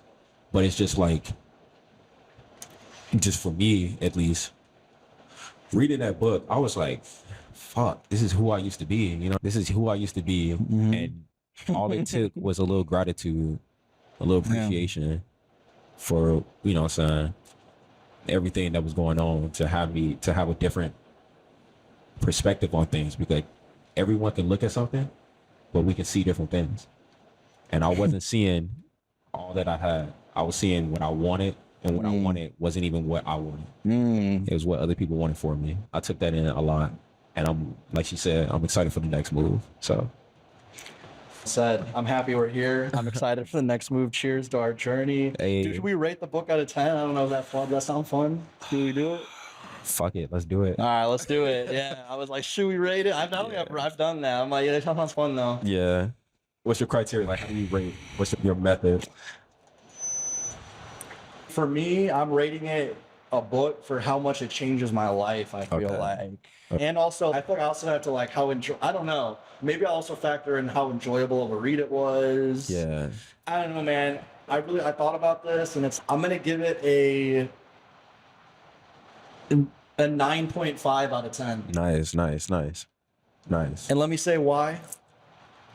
This book helped me get through some hard points in my life while reading it. That was huge. I didn't even know a book could do that. I didn't know books were that powerful. This showed me the power of books. It was a fun read. Yeah. I just have some questioning, like on some of for me, there was just some like minor things that I don't like. For example, it highlighted all these good things, but what about lives where people had disabilities and stuff like that? Yeah, I was gonna bring that up. I was thinking about that. I was like, I don't know, because it wasn't really addressed in the book. Yeah. And because they were like, and that was actually really big to me. So because there were still some questions of, is this a little bit too fair? Is this only highlighting the good aspects? Is it too much of it? So I'm going to leave it at 9.5, and also probably just because I don't want to rate something a 10, because then it's like I just peaked in life. Yeah. And maybe I did just peak in my book career, but I still have the hope of maybe there could. So I got to leave a little bit of leeway. Yeah, absolutely. So I'm gonna give it a strong, for me, 9.5. I know that's crazy, but look, it found me at the right time. Yeah. That's why. Okay, I'm gonna rate it on reflection because I think I've made enough changes in my life. Because reading that book, yeah, absolutely. But I'm gonna rate it on reflection. And I agree with what you said. A lot of it could come off as fairy tale, depending on who's reading it. Yeah. Which is about the context dependency and about two people who look at the same thing and see different things out of it based on where they come from and their current circumstances. But I'm gonna give it an 8 to 8.5. Okay. And I think I'm comparing it also to the fact that, let's say if I wasn't in this state, you know what I mean? Would it still have a great impact? I think it does. I think it absolutely does, but I think it could fall on the toxic positivity side, depending on who you are. Yeah. As you read it. There's a line. There's a line. That's a line. Yeah. You know what I mean? But it's a great book. It's a great read. It's a great philosophical delving into existentialism. It's a great, first of all, go look up a glaciologist, please. What is a glaciologist, bro? Yeah, they're making big moves. She's living a crazy life. She has like a gun, and she's out in the Arctic. Arctic, that was pretty. That was a whole other good. Yeah, because she's like out in nature, and she talks about being in nature. These realizations you get that are different than when you're in. Right. There's like more contentment with just being yourself. Absolutely. There's like a oneness with nature when you're out there, which I need to do more. I'm a little bit too locked into the city. I did a couple national park trips, and I was loving the like. Go. I went to Glacier National Park, which is amazing. But you know about it, bro? Oh yeah, Glacier National Park. Your door, bro. Glacier National Park Yeah. is one of the most beautiful places that you have to book it a year in advance. There's a place called Going to the Sun Road, and you're like driving on the side of a mountain. Yeah, yeah. I like rented out this Jeep, Yeah. bumping music, right on something amazing. Nice. I also went to in Vegas, or by Vegas. Not, I think it was in Utah, but it's A Zion. national park. Yeah. That was cool because they have the Narrows. Yeah. The Narrows specifically. I don't know if you've ever been to the Narrows. Yeah, I've been there. You've been in the Narrows? Yeah. It's crazy, man. It's like it's surreal because the rocks are like hundreds of years old, 1000s of years old, and it felt otherworldly. Man. I've only been to the national park 2 times. Yeah. And I'm like, I need to get back out there. I need to connect with nature.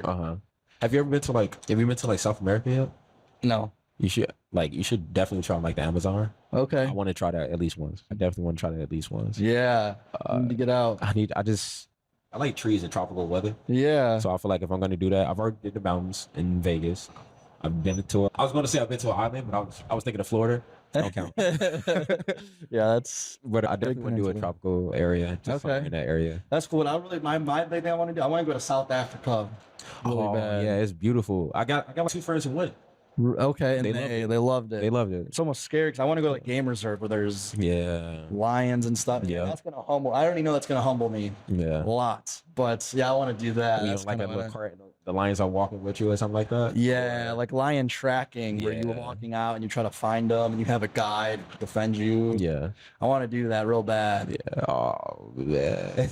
So I'm afraid. The only thing I'm afraid of is heights, and I can't believe I climbed a mountain, bro. nice. I hiked a mountain. Yeah. Yeah. I was like, yeah. as soon as I was looking down, Okay. but Interesting. I did it. I'm happy I did it. Yeah, love that for you, man. Hope you climb more mountains. Hope that's not the end of your mountain climbing journey. It might be, guys. I was good with that. That was good. I'll Hey, do if it is, if that's Would you yeah. ever do skydiving? I think that's where I draw the line. I'm pretty. I've thought about that a lot. Yeah. I don't even know. I should probably do it. One, because I love the game Fortnite. It's really intellectually engaging if you're good at it. I agree. And jumping out of the battle, I'm just such a Fortnite fan. I'm like, bro, I got to jump out of the battle bus. I got to live that. I got. You know, but also, I like Fortnite too. I love that. I love it. that for us. It's another thing is there's something about me that's always been so scared of it. That's like the big thing people say. Would you ever go skydiving? It's like Yeah. the big thing. It's always no. There's a part of me, and maybe this is that people pleasing type of thing, but it's some part of me that's I just want to do it just because so many people are like, oh, that's so scary. I'm like, I almost want to do it just to show I'm not scared of it. Yeah. Which maybe that's not good, but I would do it. Yeah.